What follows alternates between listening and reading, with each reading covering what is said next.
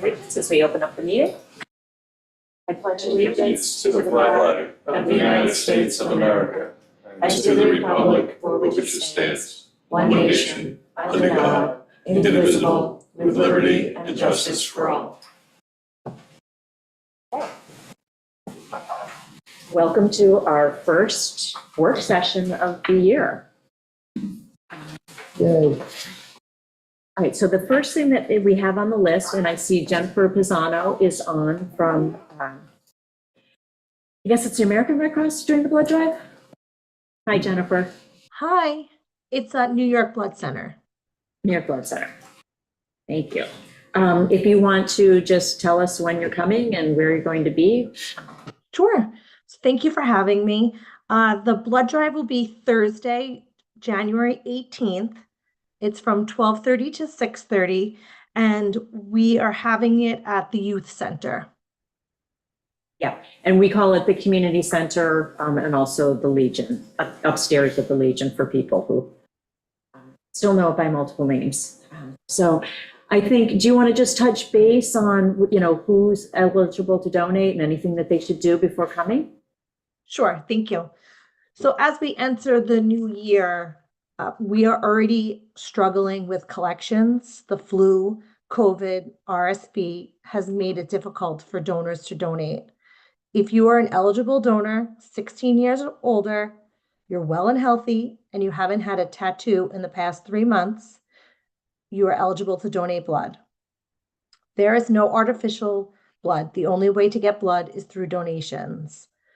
So the winter months are critical for the New York Blood Center, and we ask that you help us meet the needs of the area hospitals for the patients and their families. Just a little fact that only 2% of our local eligible population donates blood. So we are in need of blood. Every 2 seconds is how often somebody needs blood. So just a few things to keep in mind, and we're inviting you all to donate. And the best way to get people to donate is to invite them. People say that they don't donate blood because nobody asked them. So here I am to ask you to please donate blood, and I will give you Oreos at the end. So. Thank you very much. But could you give us a quick sketch on what would make someone ineligible? So the ineligibility, the criteria change very often. So it depends on if you're on an antibiotic, if you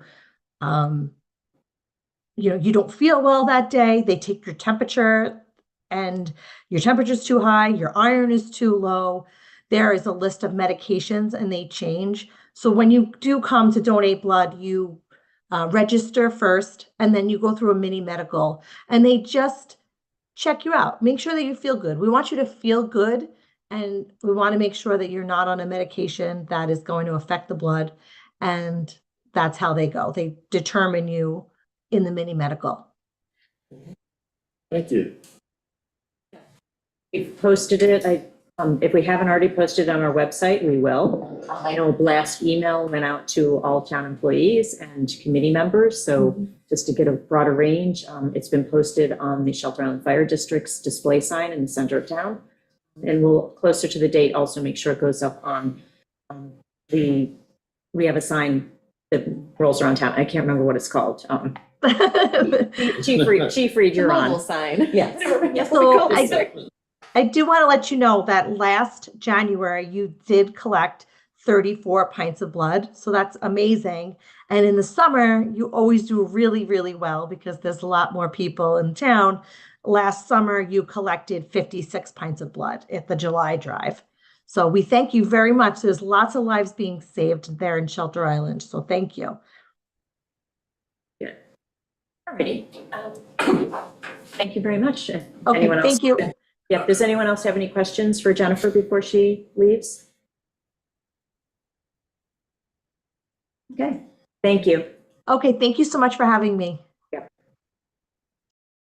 Next agenda item is the fly car. And the fly car is a contract renewal, and it's called the fly car, which I think Jack Tilburg's here to speak about. And it's a little misleading because when I heard it, I'm like, what's a fly car? But it is the EMS, EMT car and personnel from Stony Brook, Southampton. But Jack, if you want to come up and just talk about, or were you just here for questions? I'm just here for questions. It's just a renewal of a contract. I think maybe I'll give a little clarity just so we understand. So Stony Brook, we engaged with them in a contract. They were willing to pay for half of the $235,000 that it costs to cover the daytime operation, which is what we originally got engaged with. And then we decided that we had an interest in 24-hour coverage. So the nighttime was an additional cost that they were not willing to pay half of. So that's where it gets a little confusing. Town attorney constructed a contract with us to engage with the Southampton Hospital Foundation, which is really a grant, is how they word it, I believe, that we get to facilitate this. So what we need to do for this year, and we have the monies budgeted correctly, is engage them in a contract that I believe the town attorney is completed to cover the 2024 timeframe for AM and PM. So if you have any questions on the finances, I have a lot of information if we need it. I don't know if there were questions or is it pretty straightforward. I can tell you that with most of this being a new board, the previous board realized the necessity of the advanced life support services. So really what it is we have a full-time paramedic here, paid, trained by Stony Brook Hospital, continually trained. They have their own vehicle and all their own equipment.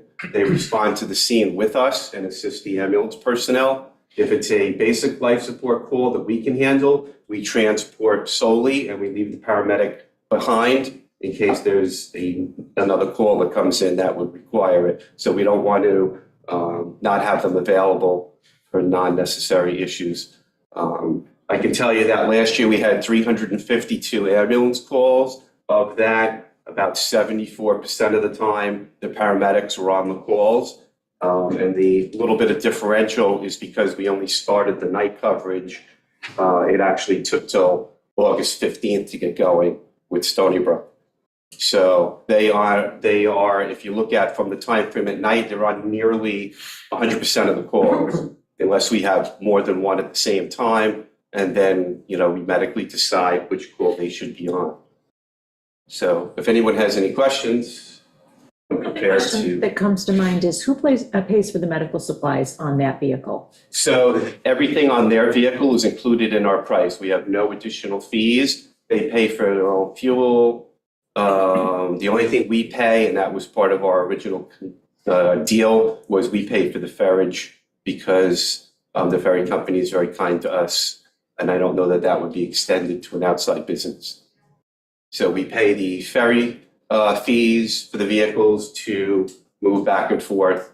But all their medical expenses are probably billed back to the patient, but we don't have any town expense to that. Thank you.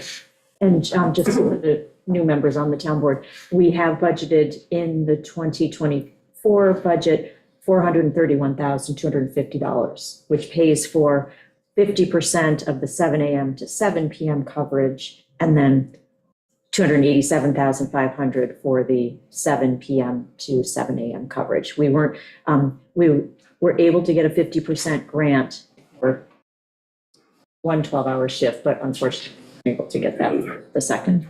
So we, A quarter of his coverage? yes, Mhm. Yeah, exactly. And then we also separated the line for ferriage, so we've got that in the budget as well. So I guess, Stephen, we need to have a resolution so that that contract can be signed. Correct, so we're gonna amend the original agreement with the new terms, and then we will have that executed, so that will be a resolution off the next town board meeting, authorizing Amber to sign. Yeah, okay. All right, good. One of the other selling points for this too, that I like to explain because people don't understand, is that the paramedics contact University Hospital in Stony Brook and have a physician under their direction.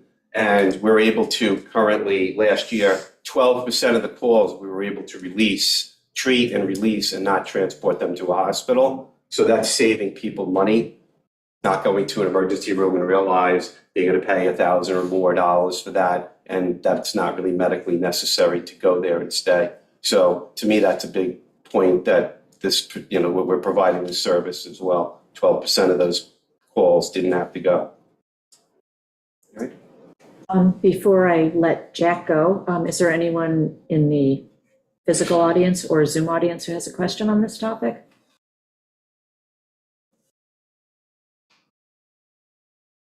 Thank you, Jack. Great, thank you.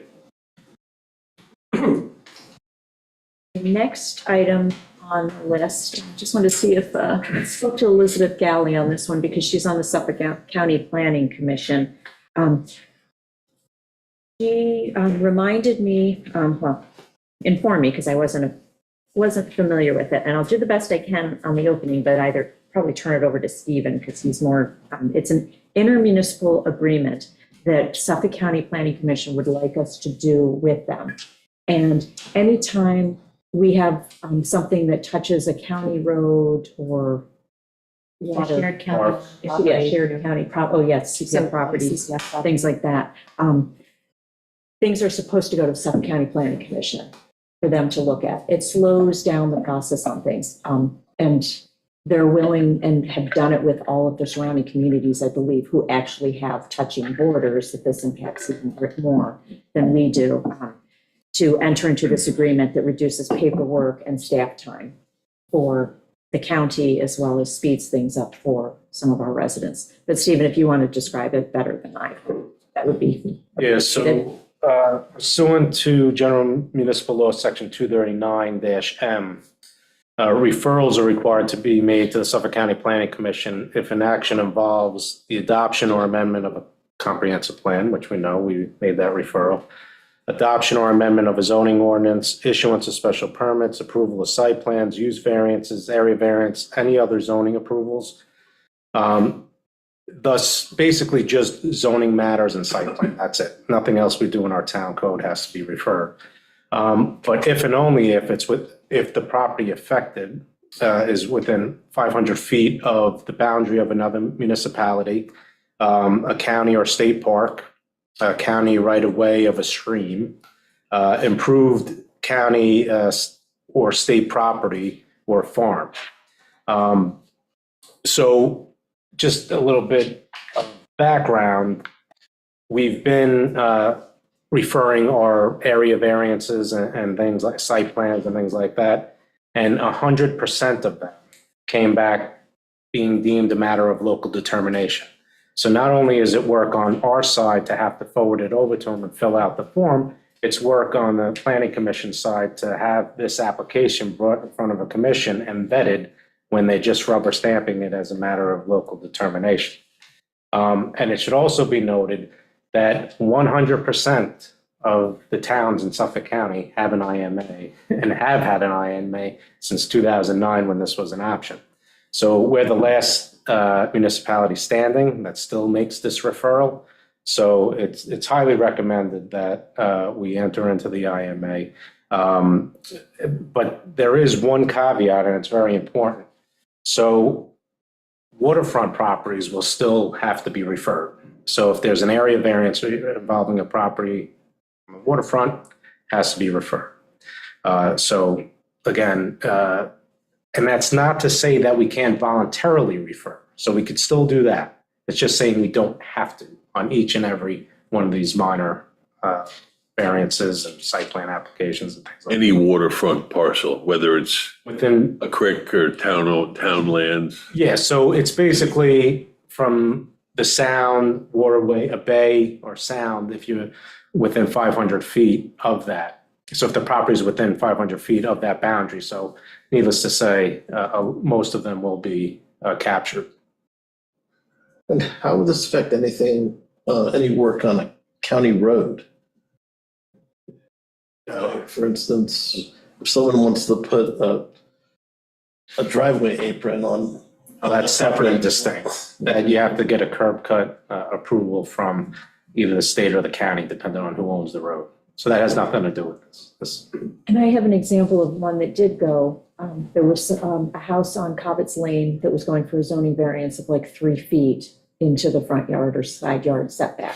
And so because that Cobbitts Lane is a county road, they had to go to Suffolk County Planning Commission, get approval for it, and then it came back. So it took the homeowner, and they came back saying it was just local jurisdiction, if I remember correctly. Yes. So it just delayed it getting to the zoning board of appeals because they had to wait for this letter to come back. So that's the kind of process that will be And eliminated. plus, what they're looking at is broad county-wide impact on these, from these applications. So we're an island, so we're not having broad impact.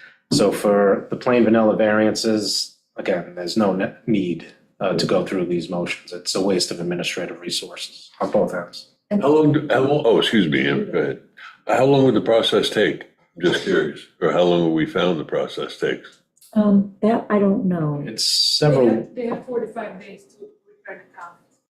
45 days to return the comments. they have 45 days, but it's several weeks because they have to wait for a meeting. So they only meet once or twice a Okay, month. all right. So, But just one thing to note is we did not initiate this request. It actually came from Sarah Lansdell, who is the commissioner of the Suffolk County Planning Commission. So she sent the letter. It came in late last year to Jerry.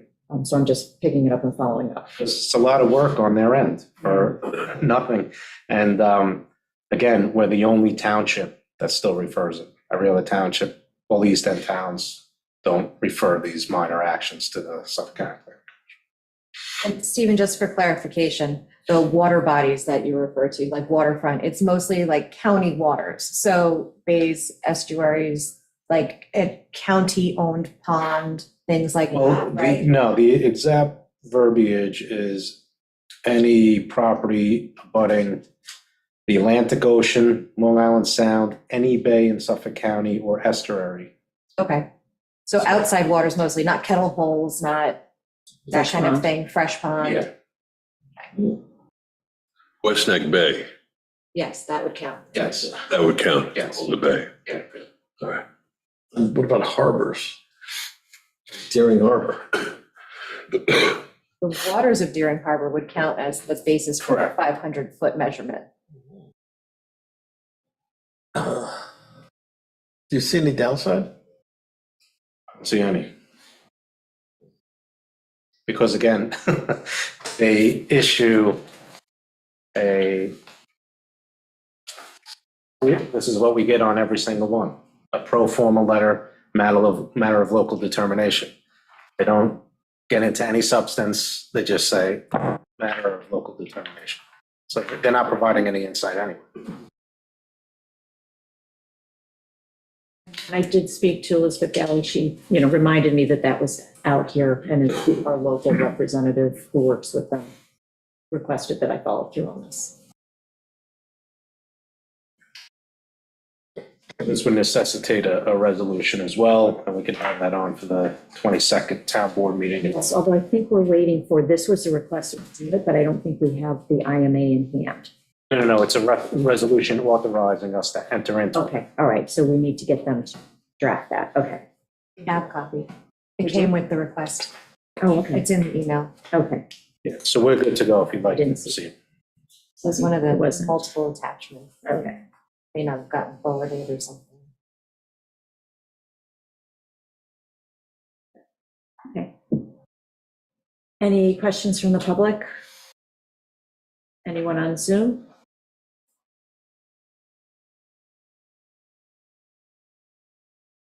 Okay, we will move on to the next topic. Probably everyone is here for. It says town board priorities for 2024. When I was doing my sheet, it was like initiatives, priorities, and, Tim Nolan, I see your hand is up. Was that for the Suffolk County Planning Commission? You're on mute.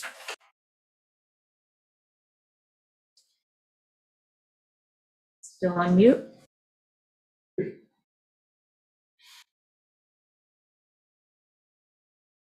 We'll keep going, and if you, Send an email. yeah, I was gonna say, if you work out your tech issue, we'll pick you up.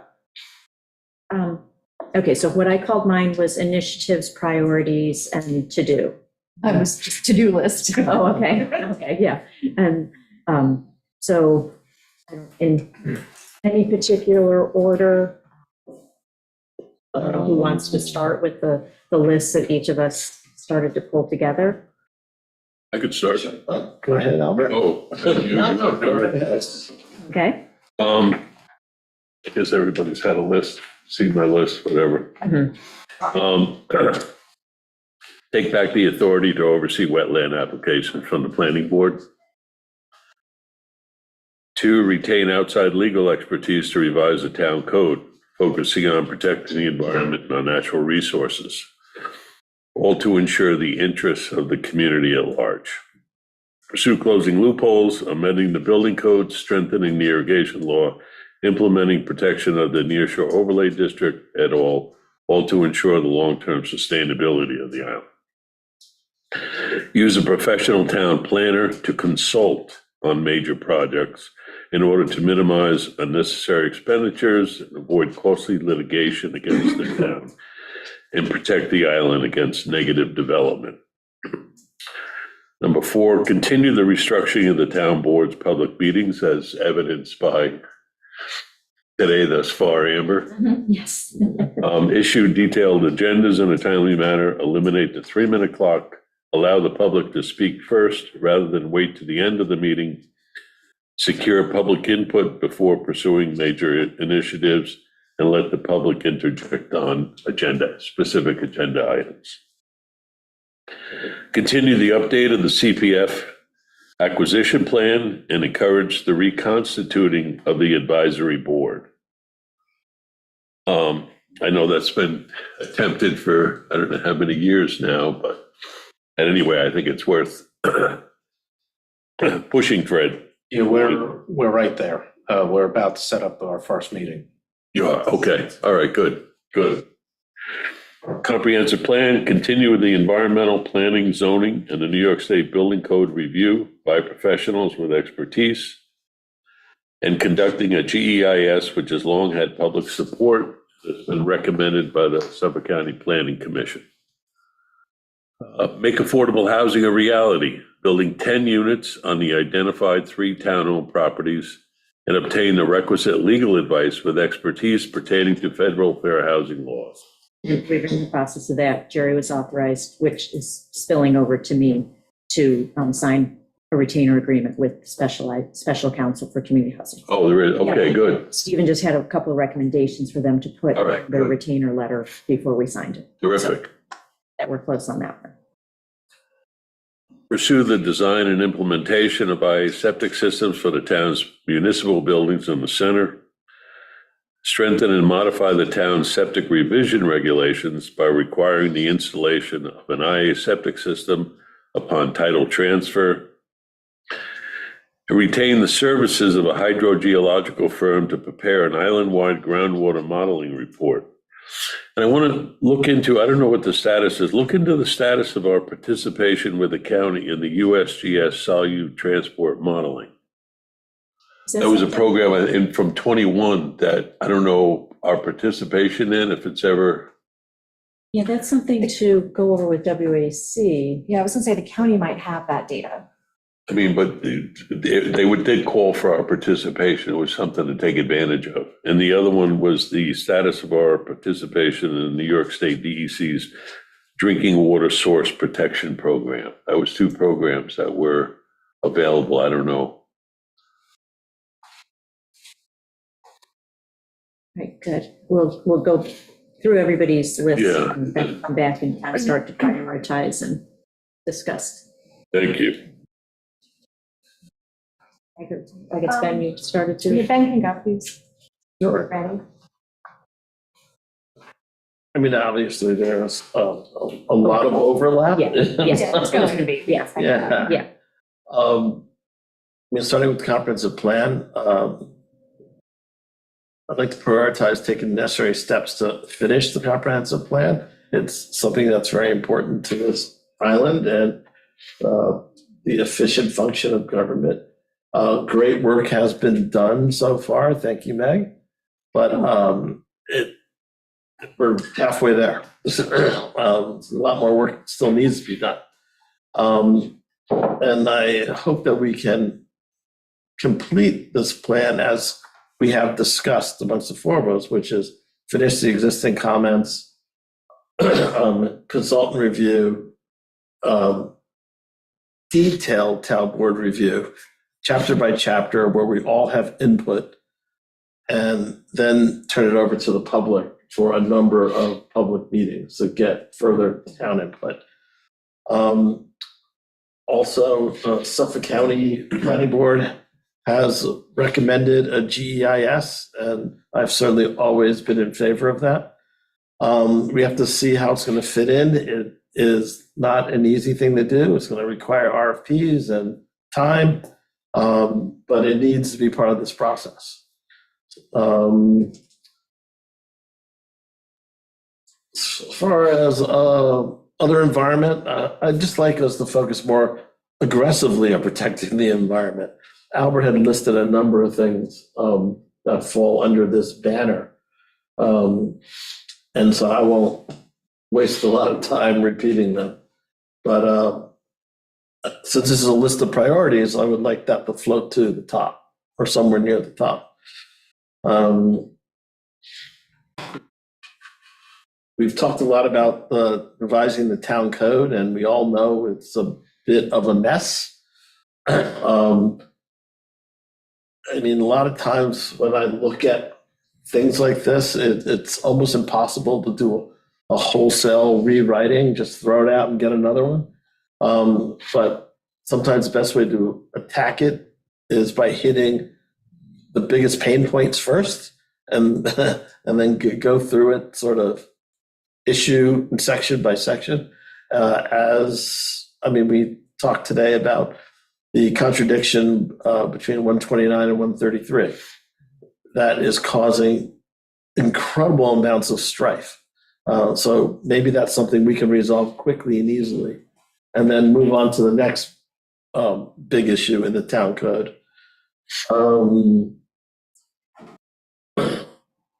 Super important to me is this board's continued support of the Community Housing Board in making affordable housing possible, and to make sure that they have qualified outside counsel to advise them and give them the tools to be successful, because we desperately need obtainable housing here on this island. I almost don't want to say this one because we seem to be moving pretty well along these lines so far, it being the third day. But we have to make town government more transparent and responsive. Supervisor, yeah, just did that by going through these agenda items, stopping at the end of each item and asking for comment for that section at that time. Mm-hmm. That is incredibly effective. And that's something that we used to do in the past, so it isn't new. I just decided to bring it back. Okay. You know, can I, I'm sorry to interrupt you, Ben, No, just go on ahead. that point. Can we ask for comments before the meeting starts? If somebody has something that they want to bring, then they wait for the whole meeting, Mhm. sit through it, to bring, if somebody has something they'd like to say, I don't know, Yes. just to accommodate the public better. Yeah, That's all. and I kind of was reading the room and the screen and kind of know that like this group of people who are in attendance are here for this part of the meeting. But sometimes if I see a new face that I don't recognize, I will stop on my way in and say, oh, hey, what are you here for? And if it's something All right. that we can bump up, I will do that. Thank you. So I guess we should, Christina, make sure we institute a sign-in sheet so people coming in to a work session can, like, if they have something they wish to speak on, then Christina can give it to me. And I guess if someone before, from the meeting starts, I guess I'll have to check with the Zoom audience because they don't have that same, but Thank yes, I like that. Right. Mhm. And it continues on to, quick response to FOIL requests, And, and given the fact that the comprehensive plan is so charged, we have to find a better way to communicate to the public around its amendment and each stage that we go through, be it red line copies, be it, but we can work together to figure it out. Yes. Um, The next one that you had on this list is more employee specific, I think. got it. So Okay, that's executive session. we'll talk about it later. Yes. And last but not least, for my immediate list, I'd like I'd like for us to sit down and go through the budget, only because I think there are a lot of people here who know a lot about it, and there are people who know less about it, and we can learn from each other and work together. So it's more of an explanatory discussion.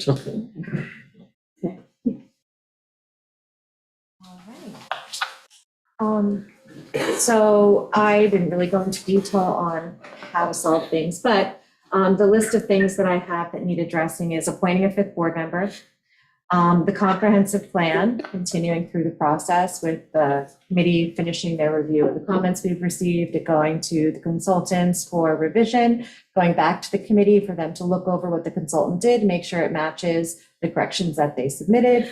And then when they're comfortable with that, kicking it to the board doing their review, then it goes to public hearing and the whole process continues along with SECRA. The next thing I had on the agenda or my list was wrapping up the large house moratorium. I have a facilities master plan for all the municipal buildings, doing a needs assessment, doing a evaluation of the structures themselves. How are they functioning? How are they handling their age? Are they serving the community? And then I have working on the community housing RFP. And with that goes the outside counsel, which we've already put in motion. Continuing the CPF acquisition plan revisions, reestablishing the contractor review board. There are some issues that I think the building department is facing with people maybe not calling in for inspections. What are the consequences of that? The enforceability of some of our regulations when it comes to the building department and how they're being forced to review certain applications. I'd like to kind of go over their process and how they're handling things and what they need help with and what they need support in fixing.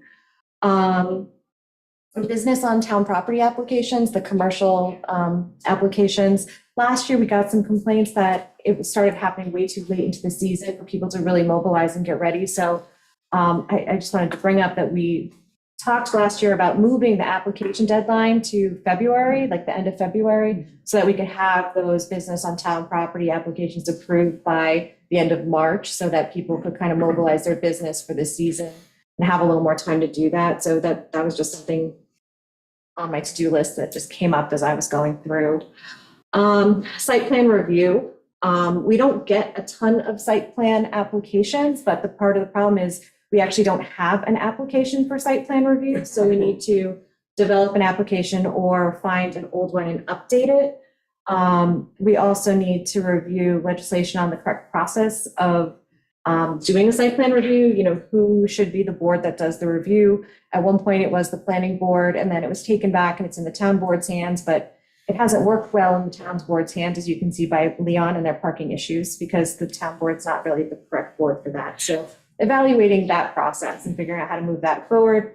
Possibly decommissioning the skate park. I feel like it's dangerous. It's a liability. I don't know that it's used very much, and we may need that space for other things if housing moves forward.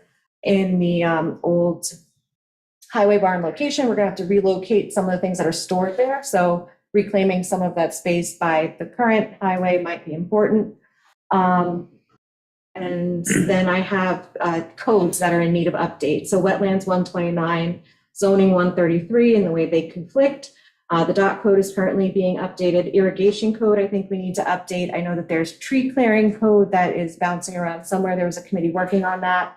There's another committee working on fertilizer regulation or education and enforcement, something along those lines. The Green Options Committee is continuing to work on the ETIP grant, looking at improving and stabilizing our electrical infrastructure and things of that nature. So continuing that work. And then I have some wish list things. One is like, I'd love to start a community garden. And then the other one is finding a more permanent location for the clothing swap, possibly combining it with the repair cafe, seeing if Cass is interested. That's more of a maybe not so town hall-y thing, but something I'd like to work on. And that's my list. No, that's a good list. Thank you. Thanks. Certainly I'm sure thorough. more things will pop up and I'll throw them on there, but that's what I've got for now. Just to jump quickly back to your community garden, Yeah. you may want to talk to the mayor because they've been talking about doing that as well. Mhm. And so maybe there are forces that can be combined. Possibly. Yeah. The things that I'm not going to repeat the things that you all have put on your list. What I could see is potentially missing is we need to close out the municipal wastewater treatment grant for the Manwaring Road site. We had received a grant for $250,000 that we, since we're not moving forward there, we have to either work with whether or not we could repurpose it. So if we do something more localized with like individual IAs or a cluster of IAs here, but we need to just close out that grant. Always hate doing that because we've got money and we don't want to return it, but if we can't use it, we just have to do it gracefully so that, I think it was a New York State grant. Let me just check my notes here. Yeah, it was a New York State grant, county grant, I'm sorry, county grant. So, the New York State grant funded the study and then this was for construction. So we want to do it gracefully so that the county doesn't say, oh, we're not going to, give them any grants because they're not ready for them. We need to gracefully tell them why we're turning it down and maybe try and repurpose it for a future project. Do we have to turn it down first or ask for a repurpose? We would ask for a repurpose if we have something, but I have a feeling we're too far away from doing a repurpose because one of the things on my list that not brought up so far is a facilities master plan for the town complex. And in that, there's planning considerations, there's people and placement. They've got not hydrologists, but they've got wastewater specialists so to help us work with what we do here. So, but I think we need to start that process. And so we're probably a ways away and the grant expiration is coming up soon.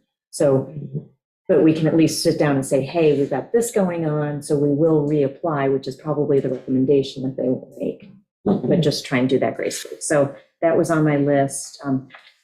Fresh Pond is also on the list. We did not get a grant that we wanted. We applied for $1 million grant on Fresh Pond. But in talking to Joe Fenora, and he'll chime in if I'm saying something wrong here, there's a possibility that we can bifurcate what we were trying to do there. We had a pilot program to get started with the remediation of the pond. So start with the pilot and then move into the rest of it later. So we may be able to, New York State turned us down on the grant, but we may be able to go back to them and say, hey, this is a mid $300,000 project for just the pilot. And maybe they can take, relook or resubmission on that. If not, then we need to look at how do we proceed with that? Do we talk to the county's WQI program to see if they have money that we could tap into? Do we look at our local WQI and do something with that? But we need to put it on the list and keep stepping that project forward. Another one on the list is the water compliance at town-owned buildings. What we're going to do there. Is it going to be an extension of, the West Neck Water District to come down here? Is it separate? Do we do something more localized, trying to set up a community well that just serves, these couple of properties? So Joe will continue to work on presentations on that. He's been talking to Suffolk County Water Authority on what, things that they could bring to us and help us with that, as well as alternatives to, doing something with the Sachem's Wood property and dropping a well there. Could you speak to what precipitated this? 'Cause I don't. Yes, and actually I prefer to bring Joe in because it's more technical and I'll muck it up. So Joe is on, so. Oh, okay. The issue that we're facing with regard to the water supply at town buildings is exclusively due to a lack of compliance with our existing systems and new public water or fairly new public water technical requirements for treatment. Our town properties don't meet the minimum setback distance, for example, between our wells and our septic. Most of our town properties don't provide any treatment of the water, and the set of regulations that governs how you handle drinking water at private residences, for example, is vastly different than drinking water at public institutions like town facilities or even retail establishments and restaurants. There's a higher standard for treatment and for testing. Systematically, the health department has been reviewing our town buildings, and so we have a pretty lengthy list of upgrades that will be required over the next 12 to 18 months to bring all of these properties up to the new standards. So we're exploring what options we have, either continuing to oversee, operate, and maintain these systems ourselves, or to look at a model where perhaps these buildings, because of their relative proximity, can be tied into a singular micro water system, or if there's some combination of utilizing the existing West Neck water system, which is owned by the town, to service these buildings. So we're exploring these options, all of which will meet the new compliance requirements. And then I'll present them to the town board for guidance as to how we'll have to move forward. The bottom line is we will have to do something. We're just not sure which direction we're going to advance in yet, and that'll be a decision for the board to make how to handle. I'm just going through my other spreadsheets, right, to track some things. Something else, actually, this is minor for the board, but we do have to adopt it. We need to, we have an employee handbook, and it was done a number of years ago. There was parts of it that were pro forma from the consulting firm that we engaged to help us pull it together. They kind of don't really fit our local needs. So we need to do some updates on that. So we'll, get in-house, Stephen will probably be part of that, to take a look at some of those and make sure what we actually do with employees and what's actually in the handbook are the same. We've run into conflicts here and there, just specialized instances, but it is something that needs to be taken care of. Will PEO help with this? What, I'm sorry? ADP. Your ADP, your payroll. No, this is policies more than salary and timekeeping. So I don't know if ADP has a separate They do. We just, offering. that- Yeah, most PEOs actually write handbooks for Oh, do they? companies. yeah, I mean, we'll have to take a look at that because we don't have that level of service. Like we just recently went up to the time and attendance module. So we're Okay. upgrading our services, but I think the next jump up is rather expensive. But that's a good suggestion. And we also have to look at the inconsistencies between the town code and the employee manual. And it's highly irregular that you have personnel policies in a town code. So you may want to think about repealing that and just have one location for our employee rules and regulations, and that be the employee manual. That makes sense. And it'd be easier to update than going through a whole formal resolution problem. Because the good thing about the personnel policies, you didn't have to do a full-blown amendment with a public hearing. You do it via resolution, but it's better practice to do it in an employee manual. You're just asking for inconsistencies. Yes, exactly. Yes. I mean, I think we even have in our town code, under the administration section, I remember seeing something where it spoke to minimum wage, like not Yeah. minimum wage by name, the actual dollar amount that was in place then. So our town code is like. out of Which is compliance. probably a little outdated at Yeah, this point. exactly. Yeah, it's like, wait, no, we don't pay people $10 for. The other item that I have on the list is the ferry study group. We generally only call the ferry study group in when we have a rate request increase from one of the ferry companies. So Last year, the communication broke down somewhere, so we don't want to ever have that happen again. So I'm going to have like on the table, but I don't think formally scheduled, a meeting with Ferry Study Group and North Ferry and South Ferry. So they can usually, North Ferry especially said if we're going to ask for a rate increase, we make that decision in January.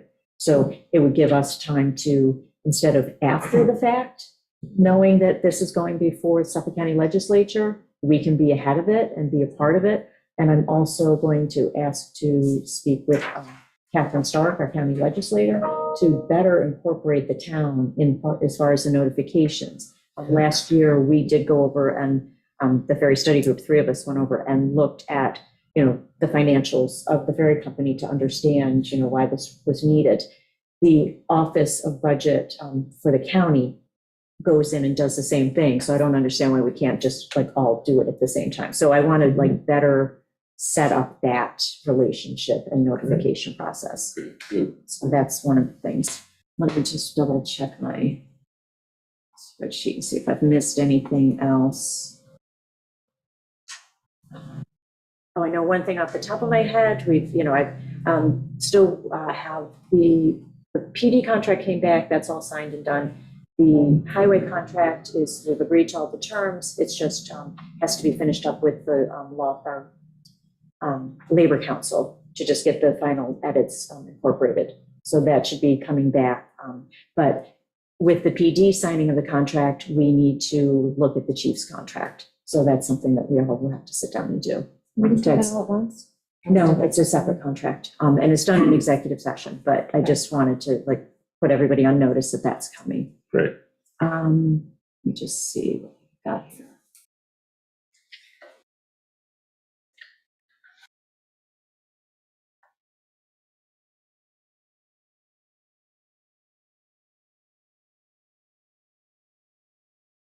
Sorry, I meant to keep going through this. Every time I sit down to do this, someone else comes into the office or the meeting.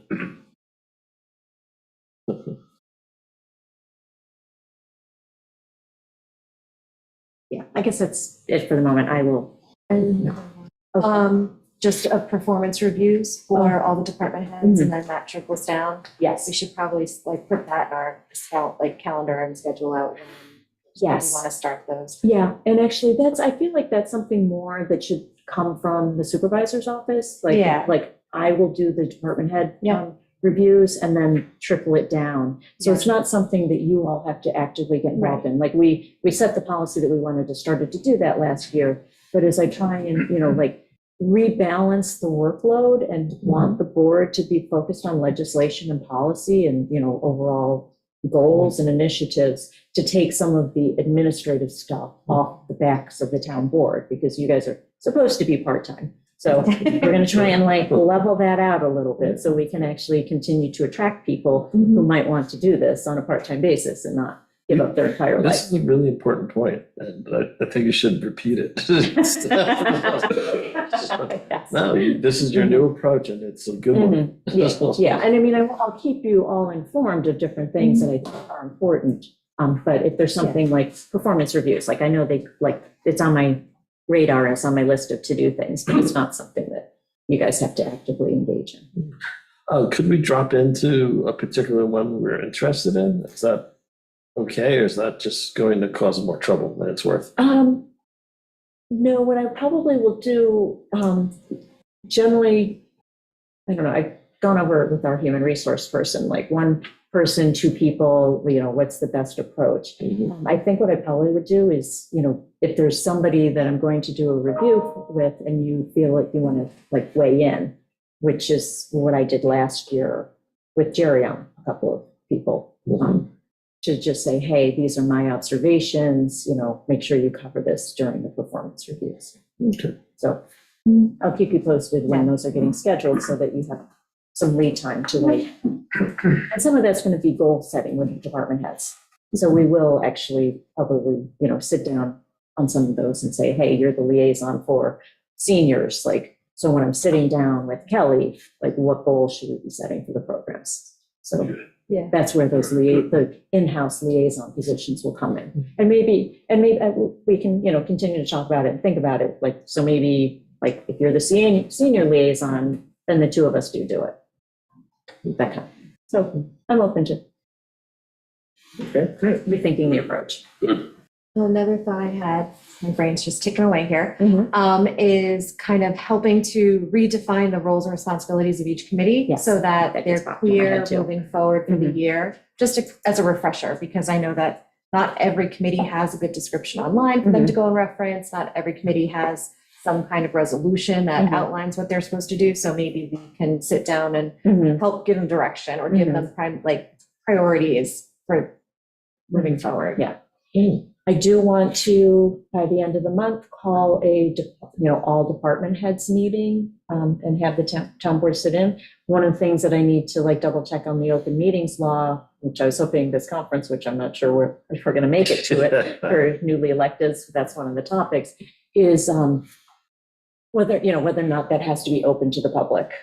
Now, if you're not going to take an action, it has to be defined as a meeting.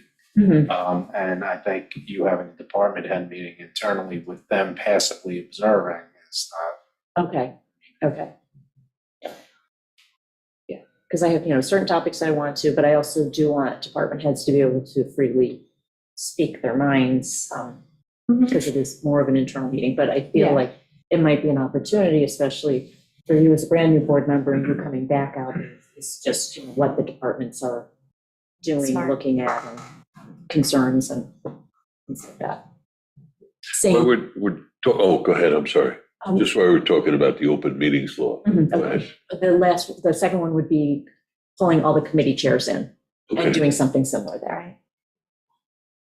I think, yeah, that seems to be, that would be really good policy. Yeah. Because, I've observed over the last few years and even in the last couple of days that, redefining the boundaries of the committees would be a good thing. Yeah. Yes, yeah, and then missives and stuff like that. So, and that one, actually, because they are committee chairs and they're volunteer committees, that one I think I would want to make a public meeting. So we would schedule it either for a work session or a special meeting, depending on when the committee chairs are available. So, because that one's a little bit different. The department heads were actually running town operations, so I don't want them to, cross lines that shouldn't be crossed in public setting. So now your question. Open meetings law. What I know, my understanding, so I'll defer to you, Stephen, is the capital planning and grants committee, that's all town employees. Shouldn't that be subject to open meetings? No. They're making decisions. I'm just a question. No, because it is town employees, so we don't have outside volunteers on that committee. It is all town employees. Internal working group. Yeah, and anything that is decided on, if there's a grant that's going to be applied for, it has to come to the town board.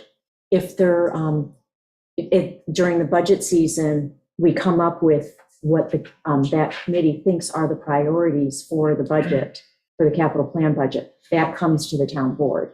Okay. So there's no decisions that get made there.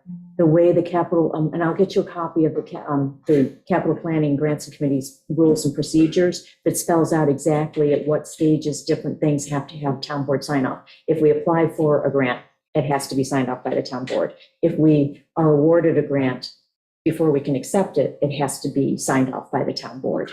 And specification made as to, this is what the grant is, this is what the cost sharing is, where are we getting the money if there's a 15% or 50% match. Yeah, and specific projects can be put on a work session agenda and spoke about in public. Grants for projects. So that's something where you can get or air it publicly, but it's an internal working group to be more efficient and get things done. And then it's basically recommendations to the town board, and the town board discusses it in public.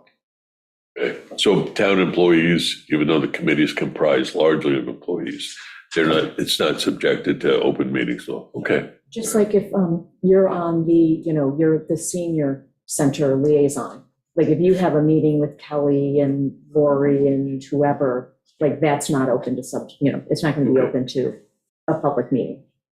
Understand.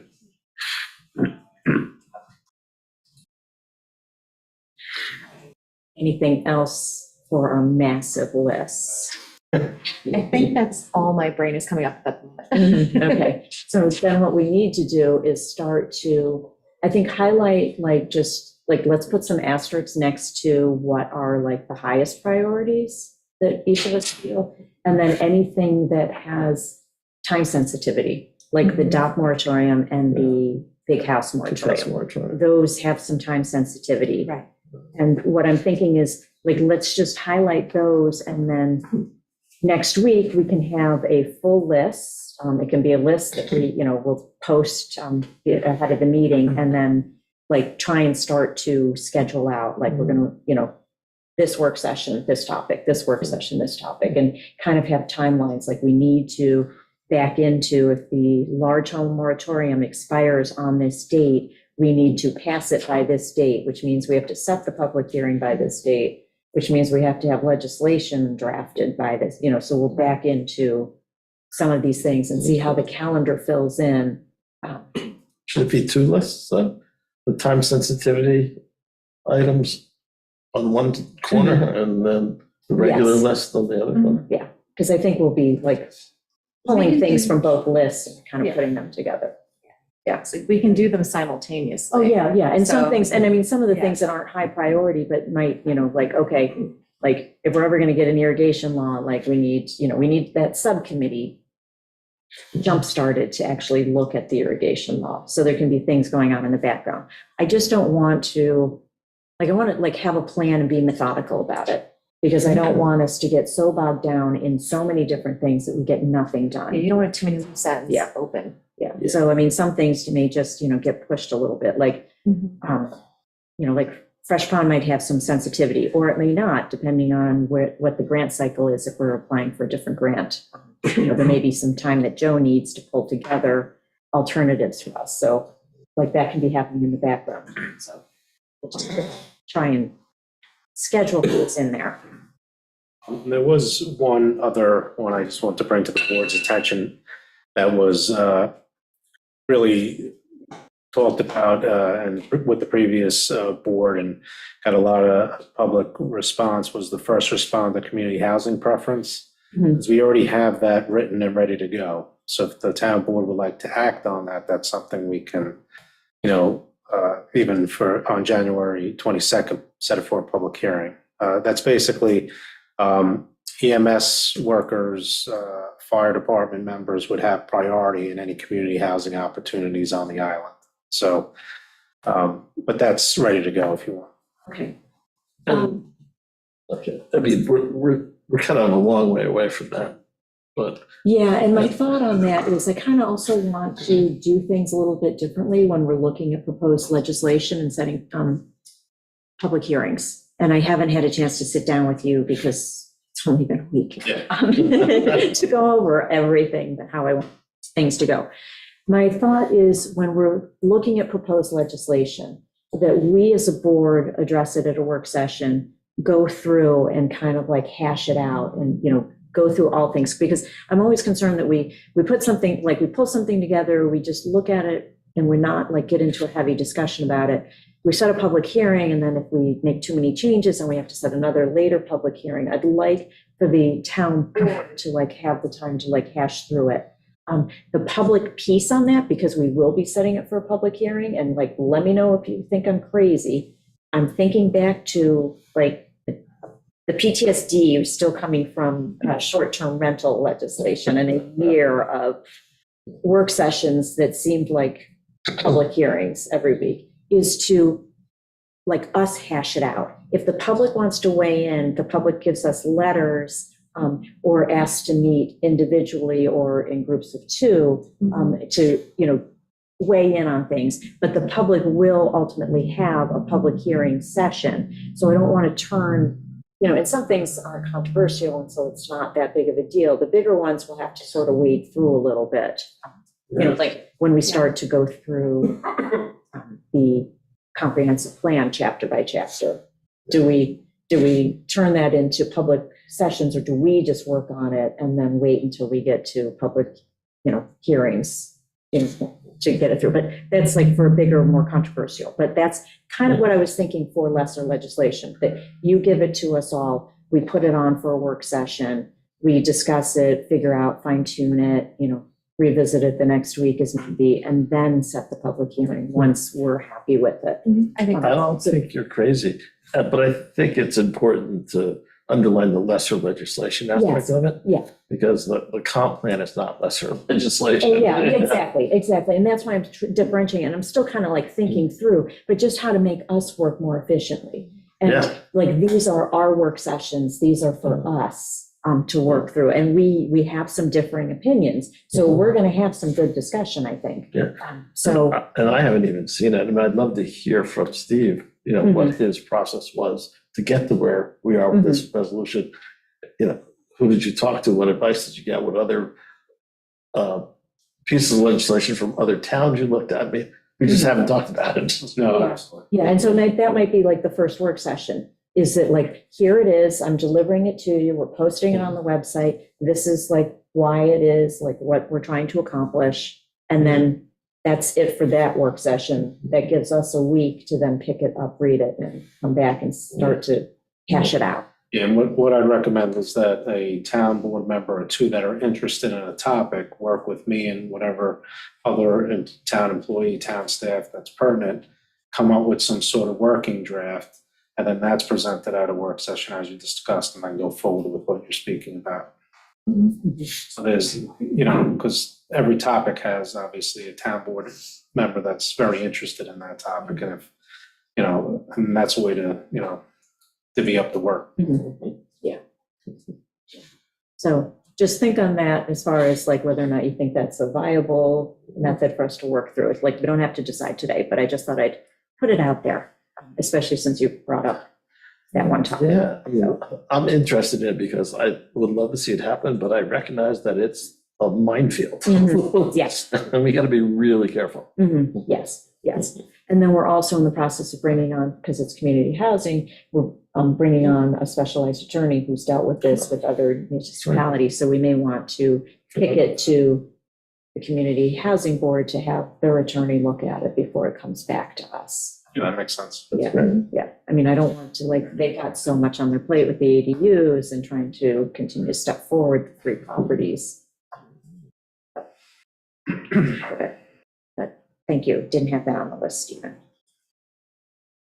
Okay, so task at hand. I started to put some asterisks as we were going through. What's most important? Well, I think there are some things that are causing problems consistently with multiple committees and boards. So I think that reconciling chapters 133 and 129 should be a high priority because it's causing problems with CAC, with the planning board, with the building department. And I think that, no matter where that review stands, it's going to continue to create conflict. So I think putting that high on the list is probably a good idea. I also have the dock law and the large home moratoriums, since we've got time sensitivity there. I'm just putting these down under first tier. Yeah. That's the list I have in my notes. And then, yes.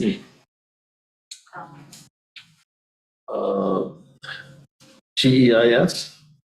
That's part of the comprehensive plan process, so it's already built in to the comp plan. So I would just work it through the comp plan process. Yeah. Okay. I mean, I only brought it up because there's an RFP process involved in it. We have to pick it. There's Well, the a lot of time that's consultants- burned up. The consultants that we currently have on, part of their contract is to start the secret process. So if, like, they're already hired to do that. Okay. So we can maybe reach that when we get to it. Okay. I'm going to put it down as a second tier item, Yeah, That's fine. because I think there is some discussion about. and it's still like what- months off, so. Yeah, I was going to say, we still have a Yeah. couple months before we're even going to get the comp plan to the consultants for redrafting. Yeah. But if we put it in second tier, then we can discuss like GIS, what kind of, what do we exactly need? What are we trying to accomplish? Like How are we going to pay for it? that too. That's always, but I think it is a discussion because there are differing opinions on what's required. So let's hash those out. I also think there's different understandings of what it actually means Mhm. to get a GEIS. It's a reflection of how the comprehensive plan would impact the environment, not a study of our environment. Yeah. Like some people think it's an in-depth environmental study of the island. That's not what it is. It's an impact study on the document itself. So if you implement this aspect of the document, what impact would it have on the environment? So that's what it actually is. It's not like an in-depth environmental analysis of the island. So I know that there's some confusion of that in the public. So There definitely is. it needs to, that needs to be clear too. Well, I was just worried about the timeline. It's, Mhm. there's a long lead up to that. Would, Yeah. as consideration, wouldn't it be prudent to do a GEIS for the island? Irrespective of what, Yeah, but that would be a whole different animal. And I don't know if it necessarily would be called a GEIS. It may have a different title. If you want to do an in-depth environmental analysis of the Okay. island, there might be some other way to go about it rather than SECRA. I don't know. But that would be like a whole different beast. I mean, it's something that I think would be valuable, Yeah, wouldn't oh it, yeah, for the island? I mean, moving forward, what we're doing. yeah. Maybe, and yeah, well, depending upon who we pick, maybe they can do both. And, they can do the comp plan side of it, then they already have that done and then roll into the bigger side of it. And there may be a cost savings there. I don't know. I have no idea. I mean, it would be a significant process because you need to define the scope of what you're looking for. Oh, sure. So, this is a very broad discussion. We have to really refine it before we can pick a direction. But Yeah, we're just, there's a lot to look at, but it's worth talking about, I was gonna say, absolutely. we're gonna put that higher up on the list. and to jump back to tier one, Meg, you had brought up reconciling 129, 133. Mhm. A companion piece to that is the wetlands approval with the planning board.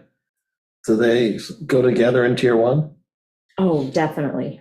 I mean, Yes. like wetlands applications back is like, I have that on first tier, like Okay. something that we need to discuss, go through. And then along with that, cleaning up the wetlands code Yes. Right. is a first tier Yeah. item, because like talking about bringing it back is one conversation. And then once we bring it back, what are the ramifications of doing that? Like what are we pulling back? What are we undoing? What are we redoing? Like, there's a whole And what kind of discussion. weight do we shift us? Mhm. Yeah, so I want to just go through all of that. But yeah, because I've been in favor of bringing it back to us, but there are consequences of us doing that. So I just want to be clear that like, this is what we're dealing with. Just so you know, I've been in conversations with Beth Baldwin, Ian, Meg. We're gonna set up a internal group to start the discussion. As far as, because I wanted to do a fact-finding mission on their side, what do they see deficient with the wetlands code, Mhm. irrespective of who's sitting in charge of it. So we're gonna be doing that in the next week or two. I can start the process. I don't know who else would want to be involved with it. Your planning board, Albert? I was going to say your planning board, or are you? No, planning Ben's board? I'm planning planning Your board. planning board, I guess that means me. yes.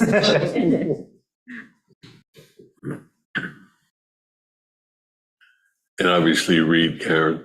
Yes. Yes. uh, Well, yeah, I gave you those because of your lawyer background. Thank you. Now I remember why you're on that one. Just remember, payback's a thing. Okay. Obviously, appointing the fifth board seat is a first tier, just to sort of like update the public. We have started the interview process. We have 9 applicants. We have interviewed 6 of them, and we have 3 more next week. And then we will sit down and start to evaluate. We did keep it open till the 16th, so if anyone else throws their hat in, we will schedule something next week to get all of the interviews in, because Meg is going to be out for a week or so. So we'd like to work on those. So it'll be another intense week for us. Good. But we're pushing along on that one. So hopefully it'd be nice to get up to full complement.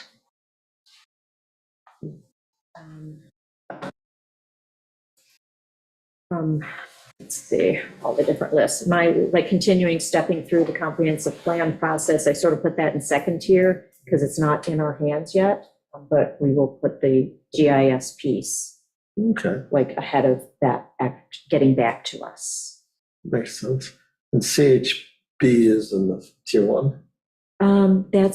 I sort of consider that like second tier because there's nothing coming to us yet unless this first responder legislation. Like you and I are community housing board liaisons, so we will just continue to monitor that they're moving forward. We'll sit down and go through like where the various applications, the permit applications are for the free properties so that we can report back to community housing board and keep moving things along from Yeah. the town side that the community housing board does like have control over. Like we'll glean information and they'll push stuff for us to do. And we'll push back things for them to do. And just to be clear, all these things are on the priority list. Tier one, tier two doesn't mean Oh, yeah, tier no. two is less important than tier Right, one. exactly. Some will touch each- Time sensitive, maybe. Yes. Yeah. some will touch each other. Yeah, oh, definitely. And first here, I'm sort of thinking in terms of like, actually scheduling discussions at town board work sessions. Like that's partially what I'm trying to do with this tier one, tier two, and tier three is like, tier two and tier three will pop up on our work session agendas as they bubble up. But tier ones, we're gonna like push to like Yeah. make sure that those items get addressed. Now, on the, oh, sorry. No, you can. On the transparency and responsiveness piece, it feels tier one, and we should all just sit down and decide what that means. I mean, there are a lot of things scratched under my list there, and clearly we're already working on some of them. But tier one, it should be easy to knock out. I think that's kind of going to be a continuing, ongoing process. Whenever we find something that's not working, we'll try to fix it as we go along. I mean, I think some of the things you listed are really good to start with, but I'm sure we'll find more things as we Oh, yeah. go. Yeah. Mistakes will be made and we Yeah. have to figure out how to Yeah. not make those mistakes going forward. But, yeah, let me just look at that for a second since you stopped on that one. Yeah, so Amber and I have discussed, since we've moved the town board meetings to Monday nights, the agendas and resolutions will be posted on Fridays. Yes. And we don't want to, unless there's something super pressing, urgent that needs to get added, that like Friday's it. So Friday, I Amber, want to post it. leave for the Thursdays, weekend. like, Deadline resolutions, that way you can review Good. it. And that can be posted and everyone has the weekend to. Yeah. Really important to shout out loud, because that's been a point of contention. Oh, yeah, definitely. And I mean, it's been hard, staff changes, just, it's been chaotic, so. And part of that falls on us to look at it before it gets Mhm. posted on Friday and make sure everything that we need on it is on it. So that we're not looking at it over the weekend and being like, oh, I wanted to add, because then it's on Mhm. us, it's our fault for Yeah. not being timely. Then it's too So late. Yeah. that's the challenge. Mhm. So, Yeah. Then it gets bumped to next week. Right, Week yeah. after. Yeah, we already discussed the public comment on a topic following our discussion of that topic. Yeah, the not delaying responses to FOILs, we will continue to work with, town clerk's office on those. Building department, there's 2 FOIL officers. right, Mhm. so there's There's There's already three this. FOIL officers, yeah. Because the building department has their Who FOIL. are officer. they? Mary You're Ellen. one. Yeah, she's Mary Ellen's for building department and then the police department. It's the chief.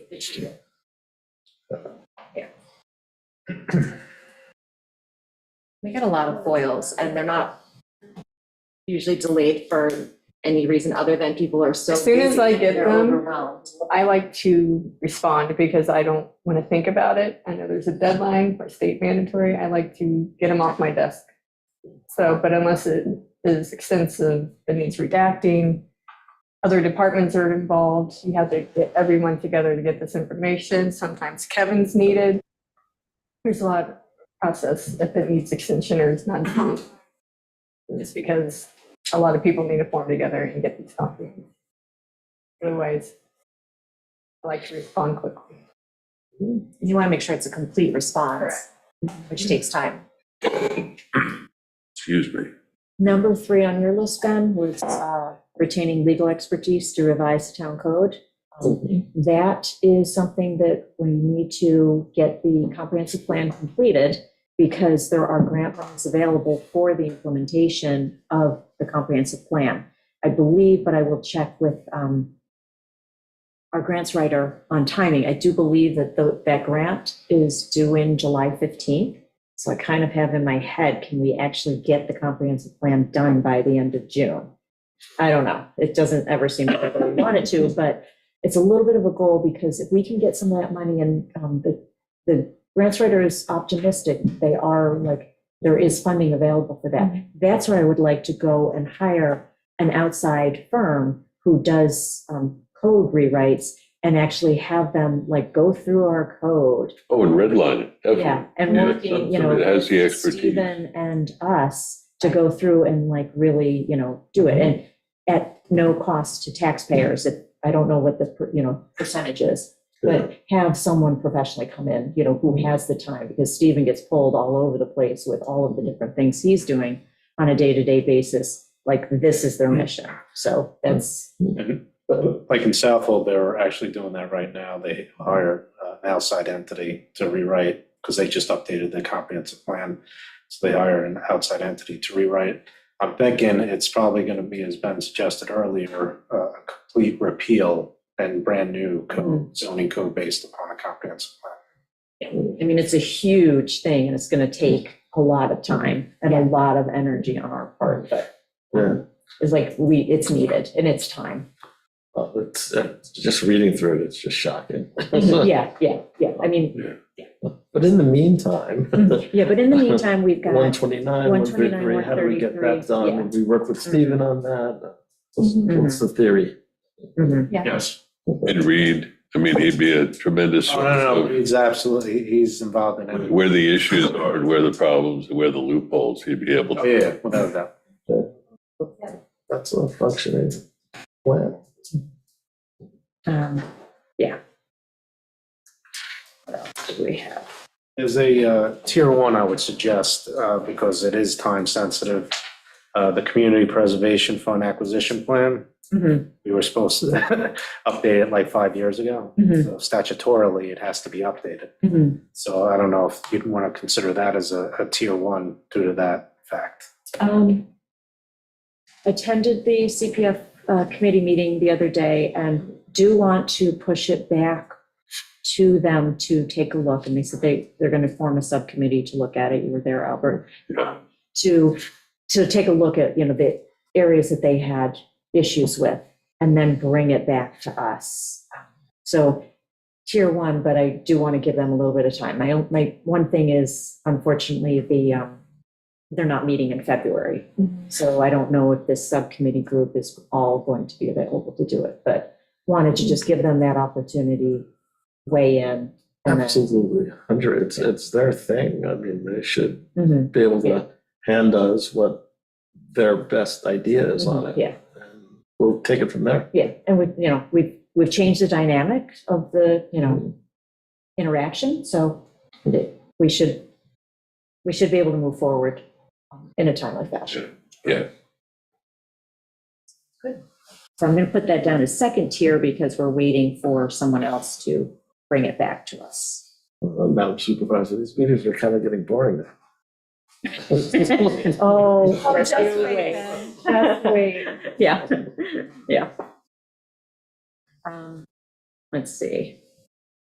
Facilities master plan, we had met with a firm last year and I need to get back on top of that. They kind of languished. Town engineer and I have had a discussion. He's a good person to, lead point on that from the engineering side, and then I can work with him to keep moving forward on that one, because we need that in order to figure out, like, what are we going to do with our water? What are we going to do with the septic? So some of these other things kind of go hand in hand. It's a tier 1. Yeah, actually it is a tier 1. That's me. Yeah, but it's Joe. Yes, I'm gonna, yeah, and Joe's making next to Joe it. did say, I lost my screens, I lost power. He's But on there. yes, I was gonna say, okay, yeah, Yeah, sure. he did offer to help me There you stay go. on that one. Okay, thank you. Oh, look, I froze. Oh, you did. Yeah. Discussed that one.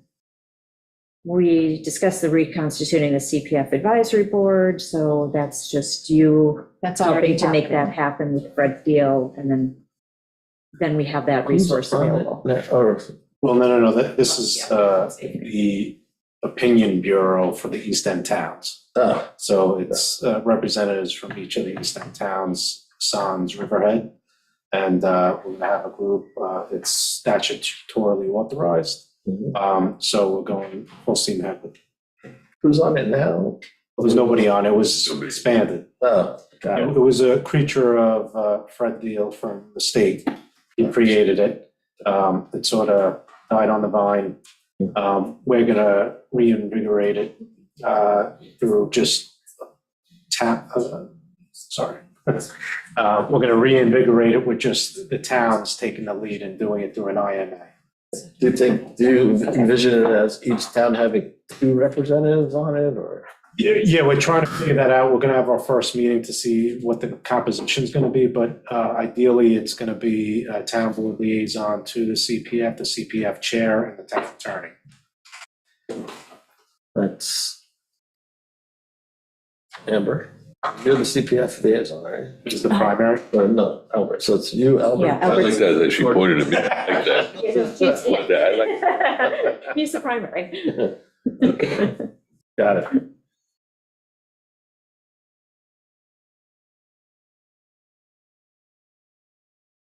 Contractor License Review Board. That we need to solicit interest. We need people to apply for that Yeah. position. So Yes, yeah, That we means really that do. there's- Anybody, like, we have to take a look at that. Albert, you and I are on that, and we need to just. I didn't realize I was still on. You were still on it. So you haven't left on it for the last 2 years, but we have people who, come before ZBA or, wetlands or, not so much planning board, but like who haven't done the right thing. And so we need to instead of penalizing the homeowner who has to come over and, they need to take responsibility too, but a contractor who knowingly is skirting things needs. Major issue, speaking to Reed, and we have one that might be ripe for revocation that might be coming to the town board. So it's very important that we get that up and running soon. So what we need is a contractor to be on the contractor review board. Yes. So we need to put that ad back out in the paper, Mhm. seeking someone who is a current or a former contractor, Yeah, right? I think former might work. We'll have to go back and look at the Former. legislation on that, because the hard part is if you're a contractor, you're doing work on the island. You're A former like taking would out be- your competition. Yeah, it swipes your A former would be competition, better. like what if you do Yeah. something you shouldn't be doing? So that's the hard part, but yes, we need to actively pursue getting Yeah. that up and running.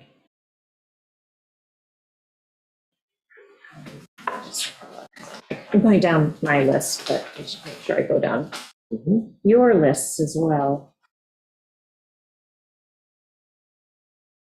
Yeah, just getting back to,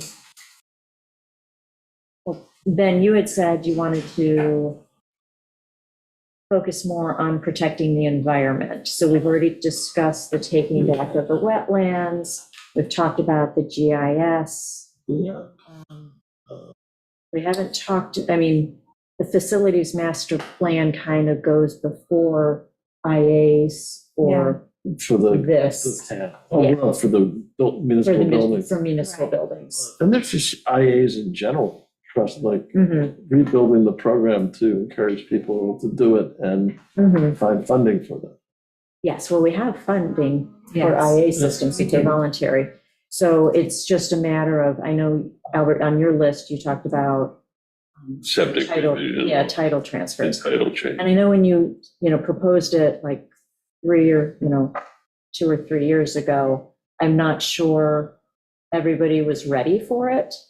But now it may be because time has passed, people, I think fewer people are saying, oh, they don't work, has kind of like lessened. Whereas we were dealing with people who were like, this is unknown technology. I think we've kind of gotten past that. So, and also the county has gotten better with processing applications. So if we're going to push people, Well, put it, some time period out after it closed. Yeah. That the new owner is responsible, so it becomes a negotiation with the seller.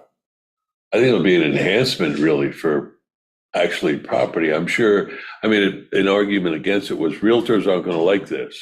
But I think it'd almost be an enhancement. Somebody would go to a realtor and say, this is what I'm looking for. This is the price. I only want to look at IA systems initially, those with IAs. Well, transfer of title is when there's money on the table. And that's what you should be Yes. requiring. That's because there's actually funds on the table to deal with it. Trying to get someone who's been living in a house for 20 years to do it, it's a hard lift. And, if that has to be totally voluntary. But when the title's being transferred and people are mortgaging and buying and selling, and eventually the banks will come around, that's the moment. I mean, the other side of that to look at is like if you inherit something. So let's say you inherit your grandmother's house and maybe that's already an expense. And, there's ways to look at it. If it's it can become a hardship. So in most sales, I don't think it would be. But there are certain situations where I think it could create a hardship or a burden on someone who might be inheriting a property and they're already they're already having trouble making ends meet. And then to add this on top of it, especially if it's, sort of an internal transfer for $1, maybe you're taking a liability and not necessarily an asset, and you're going to have to put a lot into it anyway. You can work in a financial waiver. Yeah. Into the law. Okay, that would work. Yeah, that's a legitimate concern. Yeah, and a lot of times, most of the times when properties transfer and it's a very active sale, the new owners want to do major renovations, which trigger upgrades anyway. So it wouldn't necessarily be any more of a hardship than someone, purchasing the home and then having 3 years to upgrade. You're going to try to do their renovations within that time anyway. and also I think what goes hand in hand with that is just looking at the WQI, because we have, like, if it's a mandatory upgrade, then you're ineligible for town WQI funds. Right. So do we want to rewrite that as we expand the scope of who has to do this? Just We want Something- fewer hurdles, not more. I was gonna say, so that's just something to keep in mind.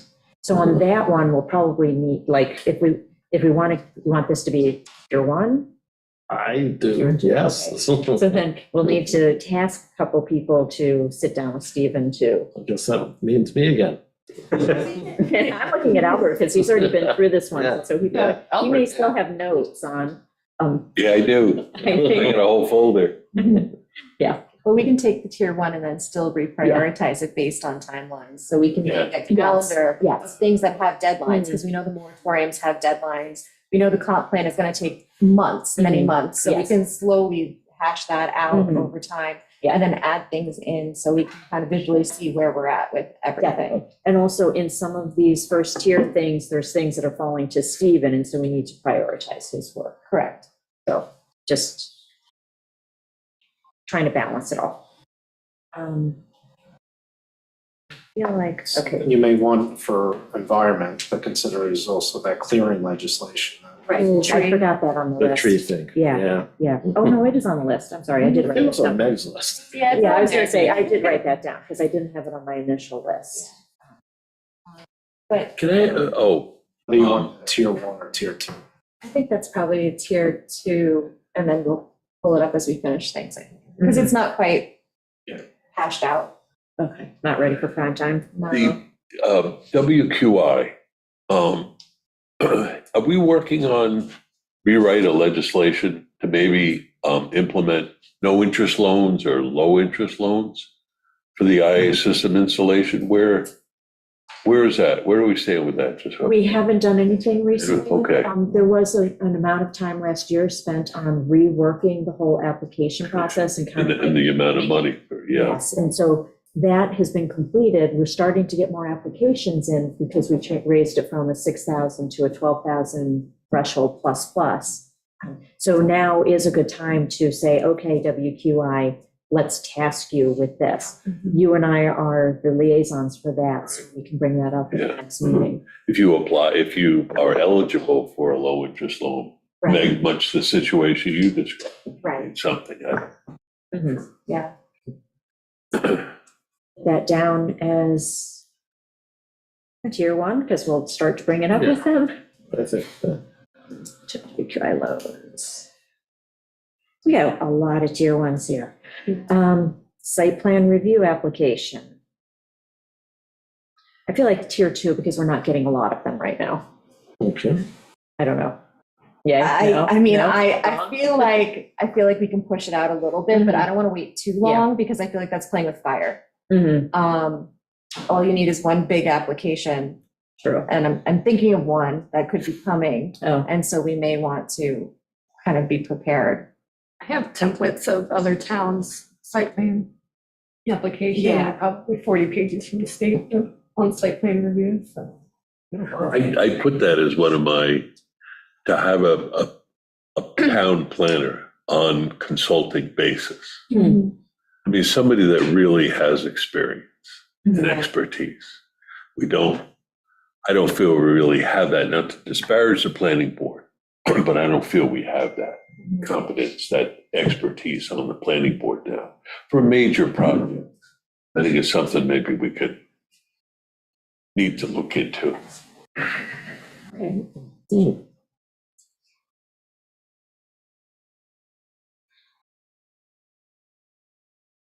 We have to look at our retainer for PW Grosser. and Yes, see, 'cause I I did. believe they have planning services, Yes. hydrology services, I did actually pull their Engineering, retainer yeah. agreement and have that in my desk to look at. because we have Mhm. a firm on retainer that provides some of those services. So Yeah. we can look into that. more. Yeah, I'll send a copy of that around to both, all three of you. Thank you. Yeah, because I did, Judy pulled a copy for her, Christina did, somebody did.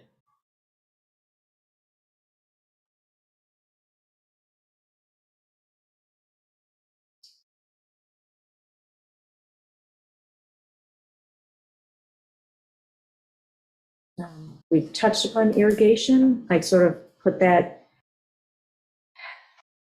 be nice to try and get it done before summer and people start turning on their systems.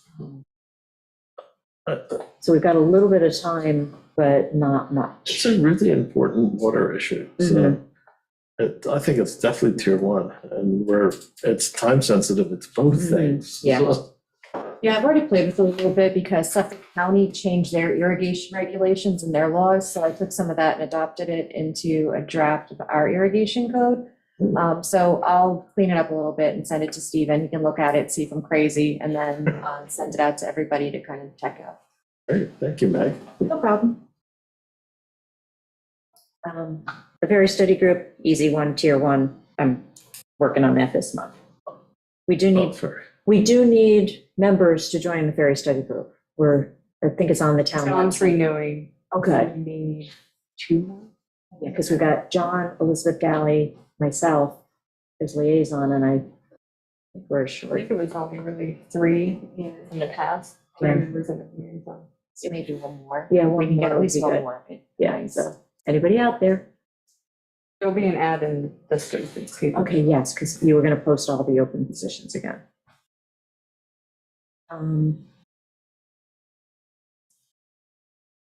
I forget, first responder, on community housing.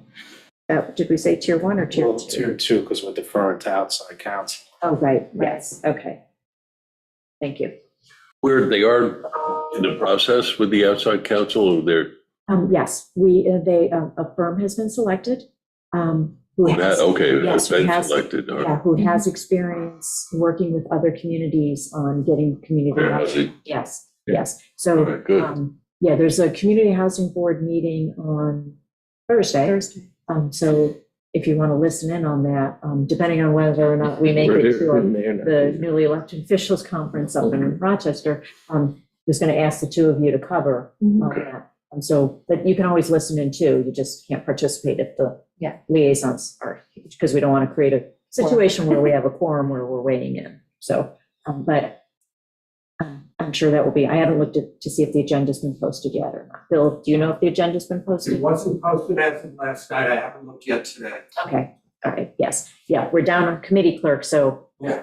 we're piecing Got that together. email though. Yeah, we're piecing together who's covering what, so it's a little dicey this month. We can have Harriet committee clerk to tier 1. That is tier 1, and I think the civil service letters have gone out and et cetera.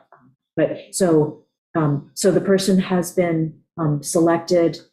Stephen is working on just making sure a couple of edits are put into the retainer agreement that he thought we should have in there. And then the authorization to sign that contract has already been done by resolution. So, Terrific. Yeah. And Liz Hanley already sent those proposed changes to the attorney now. So it's on. okay, Hopefully we'll get that back soon. yes, yeah. I know Mr. Mastro had a big hand in that, I believe. Actually, I was gonna say something when I come up Oh, okay. about Miriam. She's Okay. spectacular. Kudos to you, Bill, for making that Yes, yeah, happen. exactly. Back over to the other list. Oh, I forgot to mention, but it's a priority, but it doesn't really concern the town board, just other than we get it out there, implementing the new website. Yes. We have a training coming up next week. I saw it on my calendar. Yes, it's Yeah. there's 8 internal, people within the town, full-time employees who are going to sit in on that training, who will be getting the website up and running. We've got notifications and things like that can start to go out to the public. That'll probably be in February. Various departments will be able to update and post and better integrate their web pages, particularly with the committees, the front-facing calendar, like if a meeting gets canceled because we don't have a quorum, like making sure that it flows through to the committee page, notifications go out to people. So we've got some nice integration, because I know I myself have shown up to a meeting that was canceled because I missed the email but I looked on the town calendar and was like, oh yeah. So there's some good things happening there. And the whole town board weighed in on the design. No. No? Mm-mm. No, we have the website committee, but we had our Okay, so existing, there's- we had our existing look and feel. So there's similarities that we wanted to keep so that it wasn't totally foreign for people on how to navigate it, but where we could do upgrades. And predominantly Christina and Kevin were making the decisions because they were working on a weekly basis with the company that's upgrading our website. Got it. Coming back to the website committee for input. So I sit on that committee just like, yeah, that looks good, or how about if we tweak it this way? A couple other people, so. We're still frozen on that. Oh, that's weird. I'll leave and come back in.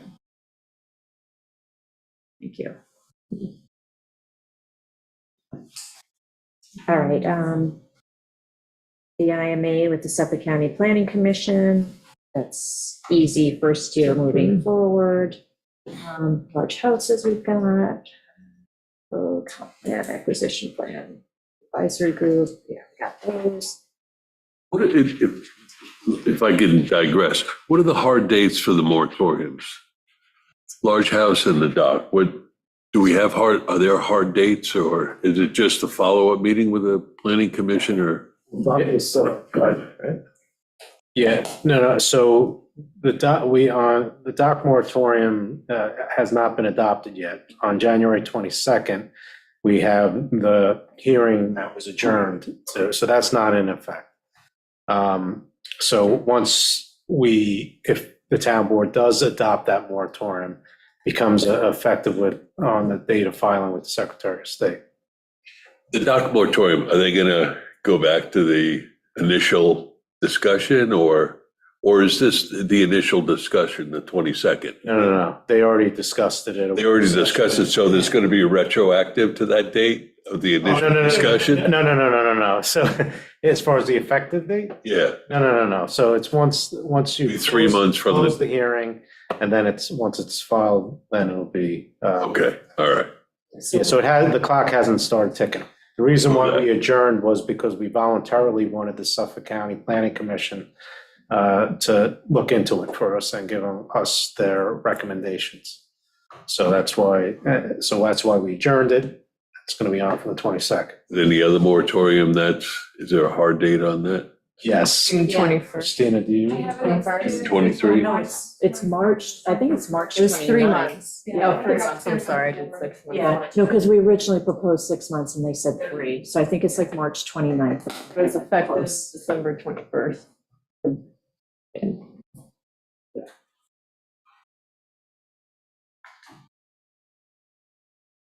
See, I'm just looking through your list and your list and your So list. again, as far as if you're gonna like reprioritize tier one based on time sensitivity, Yes, large homes should be yes. stopped because we have that clock ticking with the moratorium. Right, and that's where I'm gonna be backing into the timeline for meetings.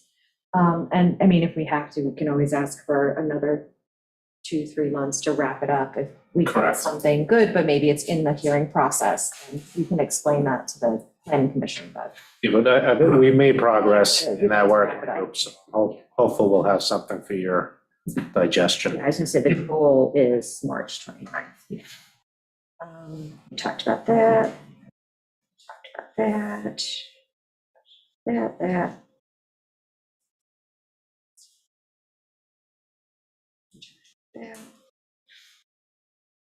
All right, so retaining the services of a hydrogeological firm to prepare an island-wide groundwater modeling report. So that seems like something that we need to just look into, the 2 things that you noted. Just the status of those. Yes. Is it too late to get involved? Are they closed out or what? Yeah. What was our involvement Mhm. back when? So we'll do a little bit of research on that and then put it on a sooner town board work session. We certainly could use it. I remember reading a report about the solute transport modeling, so I'll see if I can find it. Okay. It's in there somewhere. It's up here. I'll find it. And I feel I like. have that problem too. Yeah, This is the- Al, I would just add that I participate in that committee for the USGS solute transport model. And I can debrief you on the latest efforts and the status of the project. And we do have, as a town, we are involved in that, correct, Joe? That's right. There's a technical Okay. advisory committee, and then there's regular meetings where they update all the stakeholders on progress, and we actively participate in those. And I'm the representative, at least on the technical side. Okay, terrific. Thank you. There you go, Joe's got the answer. I knew it was something that we did. Yeah, actually, no, And that- Al, while I have your ear, I'll just add one of your earlier comments about the drinking water source protection program hosted by the DEC. We had applied for that 2 years ago and were rejected. So we were not able to get the services from the state. We debriefed to understand why our application, wasn't accepted. And the program, it turns out, is most geared towards communities that have public water infrastructure. So their guidance and technical expertise is most geared towards small municipal systems that are drawing from sole source aquifers, and communities that have private wells don't rank as high in terms of assistance. Kind of a unusual approach, but that was the findings. Those were the findings submitted from the state about our application at the time. So we've since not reapplied because it didn't seem to be something we would score well enough on to win the support. Okay, thanks, Joe. Your budget review request, I put down as a first tier, and we'll slot it in on a work session day that isn't completely overloaded. Okay. Which- And that's what we got. Yeah, I was gonna say, yeah. We'll see, and then your list, did My anything I missed? Well, let's see, the RFP for housing is already on that housing committee. Building department, a deep dive into the building department and what they're struggling with. I don't mind working on that with Reed. Business on town property is a quick one that we should, Oh, yeah, we'll talk about that. Sort that out. like, around the table. that's like now. Yes, yeah. And site plan review, we might want to bump it up a little higher, just because, like, we get some little applications, you know, like the one back around 114, Oh, for right, yeah. Liberty, things like that come up. So it might be something that we want to move a little further up the chain. Skate park. Can we do that? We need a highway to just, I mean, I feel like it's a liability. Jim was right about that, Jim Colligan. Mhm. But I think we're gonna end up needing the space. So maybe highway, maybe we could talk to Kenny, get his Mhm. take on it. Yeah, I think he's on the call. yeah, he is a piece. Hasn't stepped away. Oh, yeah, here he comes. I'm right here. Hi, Oh, everybody. yeah. Can you hear me okay? Yeah, you do sound like you're in an echo chamber. I know, I'm trying to, it's what comes with emptying your office, I guess. Yeah, I agree. I think it would be, we can certainly use the space. We could come up with a good utilization for the space. And so I'm in favor of it, especially if we, if anything comes to be as far as when we get down the affordable housing road. And I know the old highway area has talked about it quite a bit. So, and we're going to be in need of space, and that's a good utilization of it for sure, because it's the proximity to the yard is perfect. And, we could, obviously I'd like to put things, if we put anything in there, I'd like to be it so it's not, so it's at least somewhat appealing to the surrounding neighborhood too. So we wouldn't put a bunch of horrible things over there, but I think it's a very good use of the space if we could acquire it. If it was closer to the center of town, I would be more in favor of trying to rehabilitate it, but because of its location, it's not in a place where people walk by and would see you if you're injured. It's kind of in an odd spot. So I just, How much room is there, Ken? I don't know what the actual square footage is. It's a pretty decent sized area though. I'd say it's probably about, I don't know if you're familiar with the impound yard as it sits right now that we have down at the old highway building, but it's probably, it's a good 1/2 to 3/4 of the size of that, and it's paved and completely fenced in. So, there are gates there that are open obviously all the time because of the use of the skate park, but, we could certainly secure it and keep things in there if need be. Is there any usable land behind the skate park? I can't picture it. No, not really. That's considered. Drop off. It drops off pretty significantly. That's where where the cat houses are. There's some of the feral cat colony back there.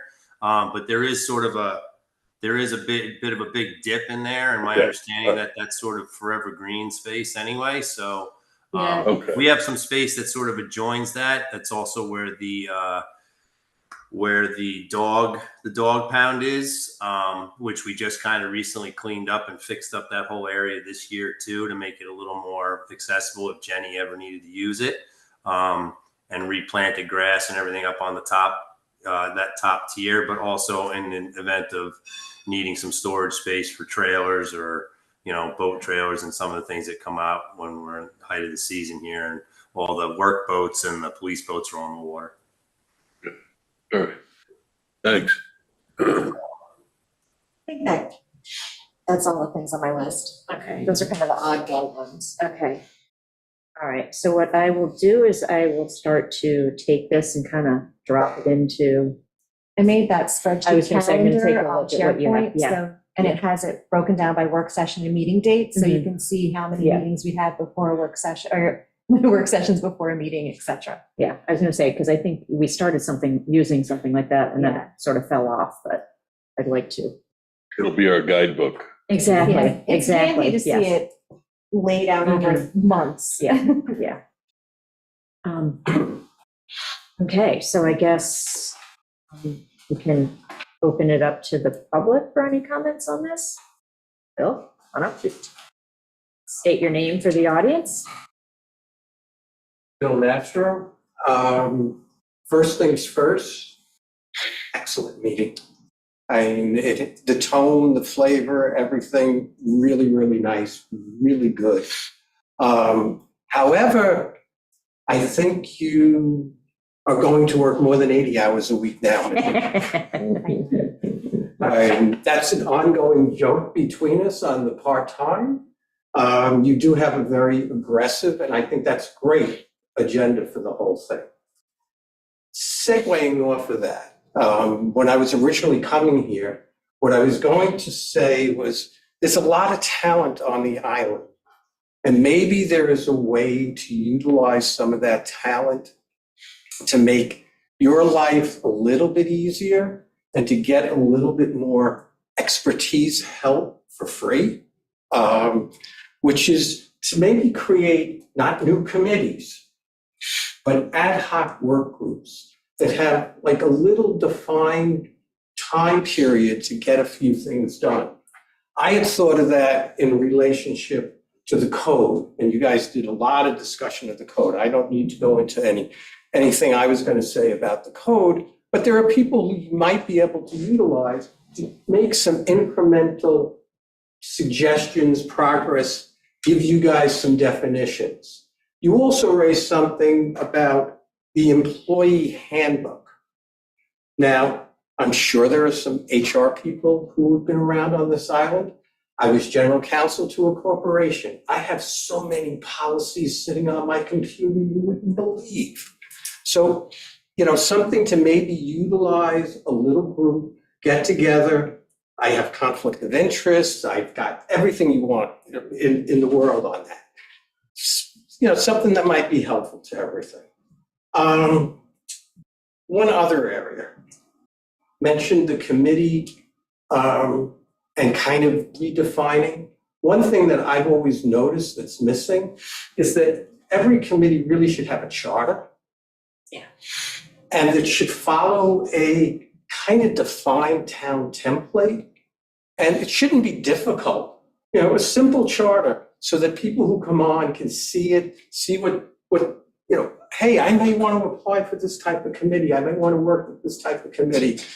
And maybe to put together a little ad hoc group that could put together committee charters and create a good template. One thing you didn't mention in all those millions of priorities is maybe an idea of how to revitalize the center. And whether it's looking at things like vacancy tax or other type of issues that are out there. We have such a beautiful island. And when people come into the center, it's just in comparison to what we really are and why we all love it. So, and then one final little thing. You mentioned the Council for the Community Housing. Just to maybe give you a little bit of assurance on this, I went out to a number of attorneys and firms looking, and I have to say the responses, Amber knows, was not great. A lot of them didn't get back to me. But when I went through all of them, the one firm and the one person that I said, this person has the most qualification was Miriam. Of course, I don't remember her last name, but, and Miriam responded immediately and was responsive through the whole process and has done this for other towns. So I think we got lucky. So thank you, guys. Thank you. Thanks, Bill. Thank you for your work on that. Stephen? Stephen Jacobs. First, like Bill, I want to applaud the tone that's been set by the supervisor and the new board. It's welcome, and I'm sure you'll continue it. And I think augurs a more successful town government going forward. Secondly, I'm not sure I absorbed every item on each of your lists. I think I'm going to go back and replay the videotape, but it seemed like each of you had multiple worthwhile things to pursue. And by the way, as Bill mentioned, to the extent that some of us have been in the peanut gallery, although I guess Bill, since he's on a committee, is no longer just a peanut gallery, but to the extent any of us can be supportive in some fashion, don't hesitate to let us know. The one thing I did want to just spend a moment or two on, and I'm mindful there's a Chinese proverb, a client once taught me that a short pain is better than a long pain. And with that in mind, I would just suggest that you consider giving priority to trying to thresh out what honestly seems to be somewhat differing views among you with respect to the need for environmental review in connection with the comprehensive plan. And on that, I would just say, and I've spoken to the prior board about this somewhat, I'm not going to repeat what I said before, but the Suffolk County Planning Commission last month, in its recommendations, advisory comments, technically that the town sought, wrote that a GEIS is, quote, the most appropriate way to analyze the impacts of a comprehensive plan. That was quoting something called the SEQR handbook. I've just heard the two new members seemingly second that view. I appreciate that the two other members were on board when the current plan consultants were retained, and that contract provided for them to try to get the plan completed by the end of the year, and expressly contemplated that it would be done without a GEIS. And I would just respectfully suggest that the two of you take some time and give some thought as to whether a fresh look is appropriate, and whether changing your views on this might not only reduce or eliminate discord down the road, but even delay down the road. Because the fundamental question that I've seen for a long time, and yes, Deputy Supervisor, there have been some different visions of what the study should be, but in terms of a GEIS or some environmental study, what jumps out at me is, what's the problem? At this point, it does not appear as though it would really result in any substantial delay, maybe not any delay at all. Would it involve some money? Yes, it would involve some money, but I'm hard pressed to think of what would be a better investment of town funds to look at the effect of zoning development, whatever other recommendations may be in the plan on our aquifer, our bays, our traffic, whatever. So I'll just leave it at that. I'm not expecting an immediate response. I just appreciate you giving it some thought. Thank you. Thanks, Stephen. Is there anyone on Zoom who wishes to weigh in?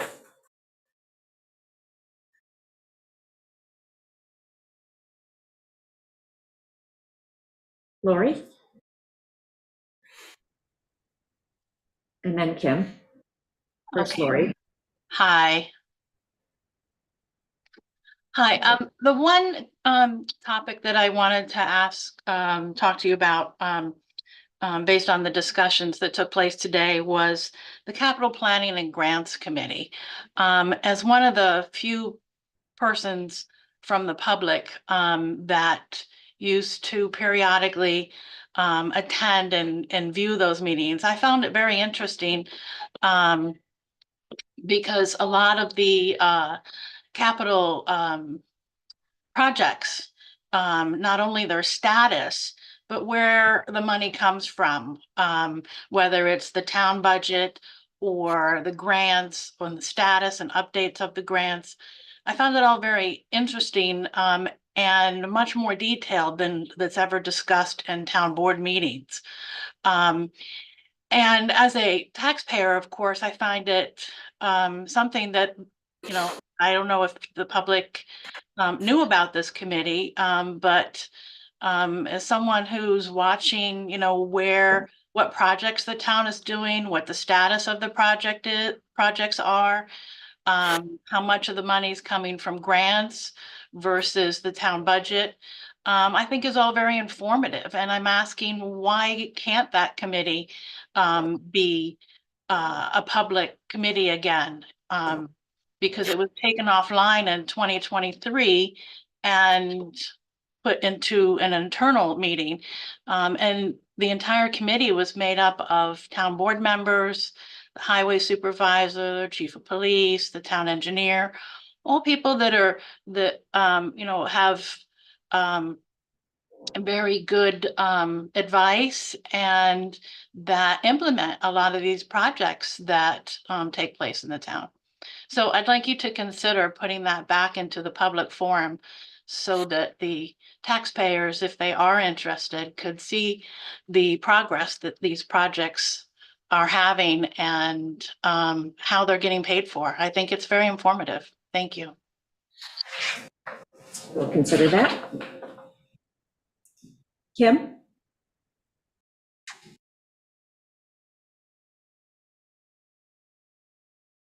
You're on mute still if you're talking.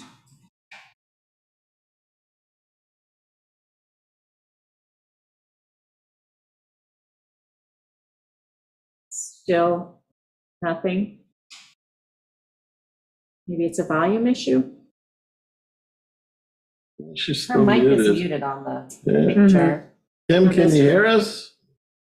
We can't hear you.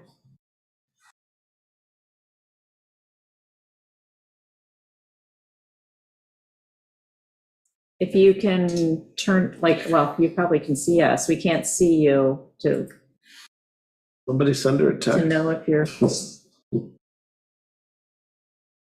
Didn't bring my phone in. Yep. It's up.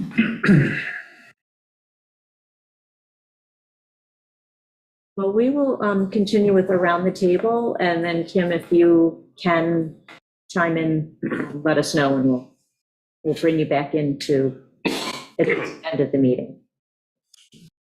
So for around the table,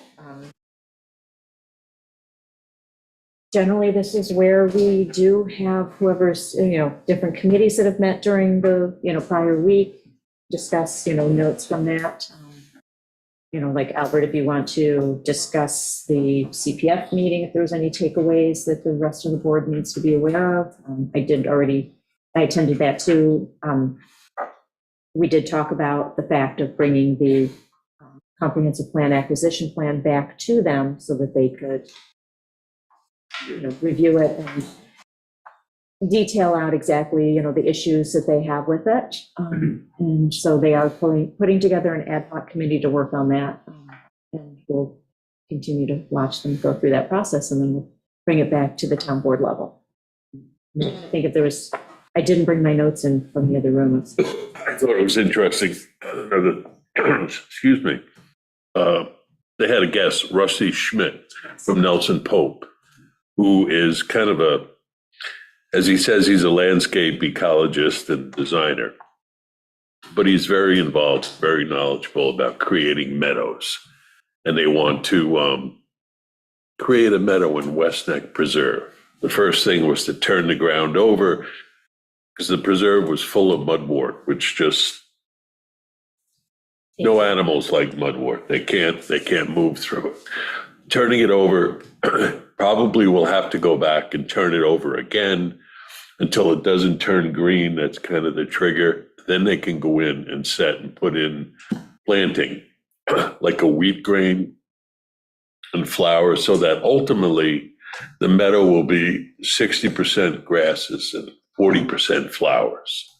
And once that develops, it requires very little maintenance. Maybe every couple of years it might be mowing, but typically it's just self-sustaining. And I just think that'd be a great thing, be a neat thing to see it develop. And then, of course, the CPF acquisition plan, just talk. The WMAC was continuing to work and discuss the dock moratorium issues associated with that. And the CAC meeting, I don't know, Ben, do you want to speak to that? Or I mean, we both could, but I think that the takeaway from the CAC meeting was it precipitated the discussion about 133 and 129, That's a good summary. the issues that we face, the issues that we have. Thank you. Just to jump back to the WMAC, and I'm not sure if this is an executive session issue, but there was a lot of talk about doc fees, application fees. Yeah, that's not executive session. Okay. Yeah. So one thing they wanted the board to have a look at, or at least consider, right now the doc application fee is $1,000 plus $100 per piling, and a 100-foot dock has 30 to 40 pilings. So the fee is $4,000 to $5,000, and they didn't feel that that was a good way to approach it. More of a flat fee would make more sense. A certain fee for a dock under 50 feet and a certain fee for a dock over 50 feet. Maybe instead of ending up at $4,000 or $5,000, you end up with a $2,000 fee for a 100-foot dock. But they wanted to simplify the application fee equation.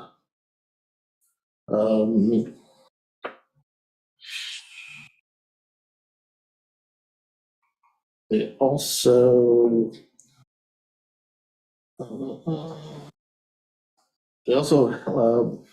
wanted the board to consider raising the $10,000 ceiling on permit requirements.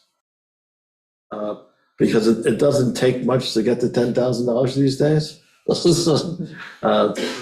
Permit. So they wanted us to talk about that. They also wanted us to talk about you certainly have an open right to maintain your your bulkhead, but repairing it to a certain level. There's kind of a fine line between repairing and maintaining. And they thought that maybe we should consider just putting them together. That was it. My suggestion there is they should formally write up what things that they would like us to consider and then bring it to a work session. We can go through and say, yes, we'd like to consider this, and then we work on, implementing that. But it's always nice to have a formal, like ZBA sometimes has given us, like, would you please review this aspect of code or, weigh in on this. So it just sort of formalizes the procedure and gives us something, a hard piece of paper to look at and prompt us to do something. I'll do that in a moment the next time. No, I'm just mentioning it because you're new. Those are the only two meetings that I've attended so far. Okay. Good. Did you have anything else, Albert? No, thank you. I have CPAC on Friday, so I don't have anything to report. At this point, I have ETIP on Wednesday and then CPAC on Friday, so next week I'll have reports. I know you and I had talked about the business on town property, and you brought it up Yes, I earlier. did, yeah. So this summer, when I was strolling along the beach, I stopped and talked to one of the vendors down there, and he also suggested I talk to another vendor. And then I also spoke to the man who's taken over the lease for the Islander, who also requested that we move up the date of our application process for business on town property. And the reason being, we moved it up a couple of years ago, but the request is to move it from March 31st to February 29th. The reason being is, like in the instance of the Islander, he's looking to lease the food truck, but he'd like, before he leases or purchases it from the prior owners, know that he has the license to operate at either Crescent Beach or Wades Beach. So before people make these financial commitments and put in, make purchases ahead of the season, they'd like to have a longer window with which to make those financial decisions. So it's a matter of putting it on the application, changing the date. I don't think we need to do any board resolution on that. Yeah, I was going to say, I thought so. So we don't have to do anything. I think we just want to put it out there in the public domain. Advertise it. And let anyone who previously had applied know that we've changed the date. And then just if anyone inquires, just try and get it out there as much as possible. We're bringing it up on, Channel 22 now. We'll put it on the website. Public notice display. Yeah. Yes, yeah. So if we could just do that, and then we'll get all the applications by February 29th this year, make a decision sometime in March. And I just think it's helpful for business owners. So, I think I'd already moved past that. yes, I wrote it down. for the way. The next thing is we've got this impending storm coming through. So I spoke to Chief earlier and he sent me a memo that PSEG will be staffing the island overnight tonight because of the high winds coming through. So if there's any outages, we'll post on the website the number for people to call. It's 1-800-490-0075. I'll forward this to you, Christina, so you put it in a post. The highway team is fully prepared to come out and deal with downed trees, flooding, and anything that arises. And high tides are expected to be 1.5 to 2.5 feet above for 9 a.m. on Wednesday morning. And discussions will be, dialogue with Chief and the ferry companies. They don't anticipate any operational issues, but they're always in contact. And just let PSEG know if there's an outage in your area, and that'll get communicated to It's the going to be high crews. tide at 9 a.m. tomorrow. Yes. So that's going to be 1 to 2 feet above high tide. Mhm. Yeah. Fun. Cool. It's not like it's hitting at It's low flat. tide. It's not hitting at low tide, it's going to be 1 to 2 feet above what you'd anticipate. It's hitting at high tide. So that's something to keep in Yeah. mind. And we're, I think the wind gusts are really up to as high as 60 miles per hour. And I know, was Chief still on here? Have I missed anything? No, that was great, Supervisor. I appreciate the follow-up. Just on other topics, Kenny's on too. Kenny, anything else out of highway? I know I talked with you earlier about storm preparations, road close signs, chainsaws, payloaders. Anything else we're missing there in preparation? No, we're in pretty good shape. We've got everything sort of staged, ready to go with any road closures that we might need to make. All the equipment is fueled up, ready to go if we got to get a call out in the middle of the night. PSEG is going to be here. We've spoken to them. We're going to leave the highway building open for them tonight too. I'll be in and out of here myself, but so they can come in here and use the break room, the restroom facilities, and get out of the weather if they need to, and keep their trucks in our lot. So I think we're pretty well prepared for whatever's going to come our way. Thank you. And I copied the entire town board and Christina on that memo on where we're at. So, we appreciate all the community does. Some communities, and I know the county has done a state of emergency. We're pretty storm hardened here and weather resistant. So I'm not saying that we need to do anything like that. But if it's bad out and there's a lot of trees and limbs down, we ask people to stay home and just use good common sense in that case. But if anybody needs anything on the town board, please don't hesitate to reach out. Just headed forward in 2024. Congratulate the 2 new members and the supervisor, and I look forward to working with you all in 2024. On that robust list, the only comment that I have, and we at the police department, as a FOIL officer, I am one of the town's 3 FOIL officers. We really take pride in trying to get back and be as transparent as possible to our community and any other constituents that are looking for information. So if there's a problem in the delivery of our FOIL timeline, please let me know. We are mandated by law on that to at least give notice or the record within 5 days. And we really do our best to provide the record within 5 days, if not right away.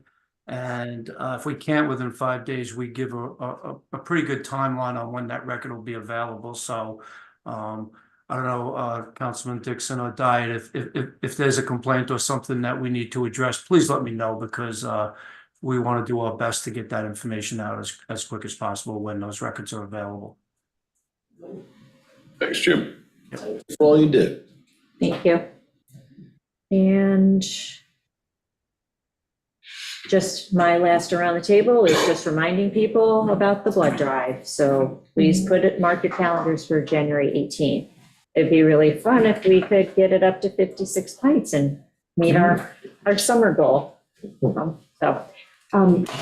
Kim, I see that your video is on, so hopefully, and your mute is off, so. Can you hear me? Yes. Okay, well, like my other compatriots, it's a really good meeting. And I just, listening to the storm prep, want to reiterate that I would love to see the island do the GEIS. I read the one from 1994 the other day, and there have been a few environmental changes since 1994. And I understand completely that what a GEIS would be looking for is negative environmental impact, not just any environmental item. So Meg, that's to your point. But given that, and given the changes that are happening, I just think it would be a really good idea. Amber was saying earlier that maybe the comprehensive plan would be done by the end of June in order to be eligible for grant money. So I concur with the new town board members who say, you know, let's get it started now. So that's one thing. And the other thing is I just wanted to say to Amber that I think your point about site application review is very, very important, because I think one of the changes that we all know is going to happen to the island is commercial development. If you look at the pressure on East End towns, I really don't want to preach to the converted because it's been a long meeting, but site application review is for commercial enterprises, and it is, I hate to use these terms, but it's an early warning system. So I really liked your comment, Amber. Thank you. Actually, that credit goes to Meg. That was me. Oh, I didn't make that comment. Meg Oh, did. Meg, I'm sorry. I'm sorry. I didn't. Both of you then. Both of you. I'll take credit too. That's not mine to take. So anyways, but thank you, Kim. I'm done. Okay, so we've covered all the topics. Is there anybody with a new public comment to be made on Pam Devils? Yes, Happy New Year, everyone. I just want to add one other thing to your list that was an item discussed by the town board, I guess for the last 2 years. And it's about the STR program, the short-term rentals. And apparently the registries haven't been kept very well, and the inspections on the buildings that are being rented have not been taken care of very well. I heard Meg mention that she's interested in inspections in the building department, and that really does relate to the short-term rentals and the registries. No, Pam, I was speaking of something differently. I'll clarify when you're done. I apologize for interrupting. Yeah, no, that's okay. But I mean, it was a conversation, given the tragedy that happened off island in a rental place. And I just think that this board should just take another look at that situation, since I've heard in many meetings, oh, we know there are illegal rentals on the island, and I think those should be vetted going forward. And the other thing is too, I too was interested in the capital planning and grants committee, and I was disappointed when it was dismantled to the point that it was just town employees. And then the meetings disappeared, so there were no meetings from last year at all. You know, for us to follow how we budgeted for things and how things have been working out, and it's a nice way of getting a temper on the progress that the town is making moving forward to boost the economy and the welfare of the public. So I'd like to see that meeting come back online as well. And that's all. Thanks a lot. Your topics are terrific. I look forward to you going through both lists, tier 1, tier 2, and all that you choose to accomplish in the upcoming year. Thanks. Thank you. Just because two people did speak to the capital planning and grants, Jim Colligan he was the chair of that committee. He did after every meeting at the town board work session, give a very detailed recount of what occurred at those meetings. So with that in mind, I'm the new chair. I will keep that in mind if we open it up to the public or just do reports. I will try and keep that in mind. I might do it a little bit differently because I'm more focused on money and where the grants stand and things like that. So maybe more of a summary. We've also changed it a little bit. We're not going to have set monthly meetings. We meet every other week, but it's usually just a, specific project. Like we have a grant from Dishes for the ferry study mitigation.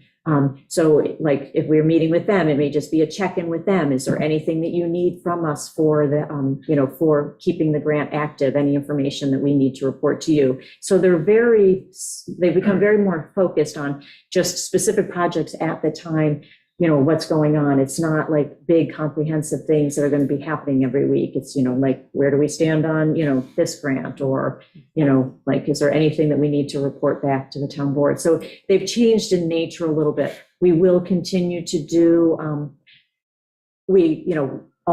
memo will go out by the end of the month asking all of the department heads, what are your capital grant requests? Your capital requests for the upcoming year. So then we will bring people in just to go over what they're looking at. And then that will be summarized and brought to the town board to go through, this is what we're proposing. This is what the potential dollar cost is. And then as that rolls into the budget season, we send those out in January with expectation they come back in April. We start to look at them or they come back in end of March. We look at them in April. We bring committee, department heads back in May. Then June, July, sort of summarize everything and then bring it to the town board, and then it rolls into the budget season. So it's a different process than historically how it's been. If that helps shed any light on what's being missed, and that it really is a little bit of internal functioning at times. So, but we will talk at the next meeting to see about how people feel about reopening it and whether it's warranted, and discuss it at the town board level as well. But thank you. Yeah, and I just want to clarify. So my reference to inspections was not short-term rental or rental inspections. It's actually construction, like new construction and renovation inspections. So when a permit is issued, the contractor is given a list of inspections that they have to call for to make sure that the building inspector comes, checks it out, says, yes, you did this correctly, signs off for the next phase. And there have been an issue with a series of complaints recently that not all contractors are calling for inspections in a timely fashion. So my note here for the building department is to really talk to them, see what they're struggling with, see what we can do to help them be able to do their job more effectively, and see if there's something that we need to do, like consequences for missing inspections for new construction and things like that. So it wasn't regarding short-term rentals. I think we've kind of renovated that and it's doing pretty well right now. This is more on the new construction, major renovation side of things. Yeah, just so you know, they've conducted numerous safety inspections of rental properties so far.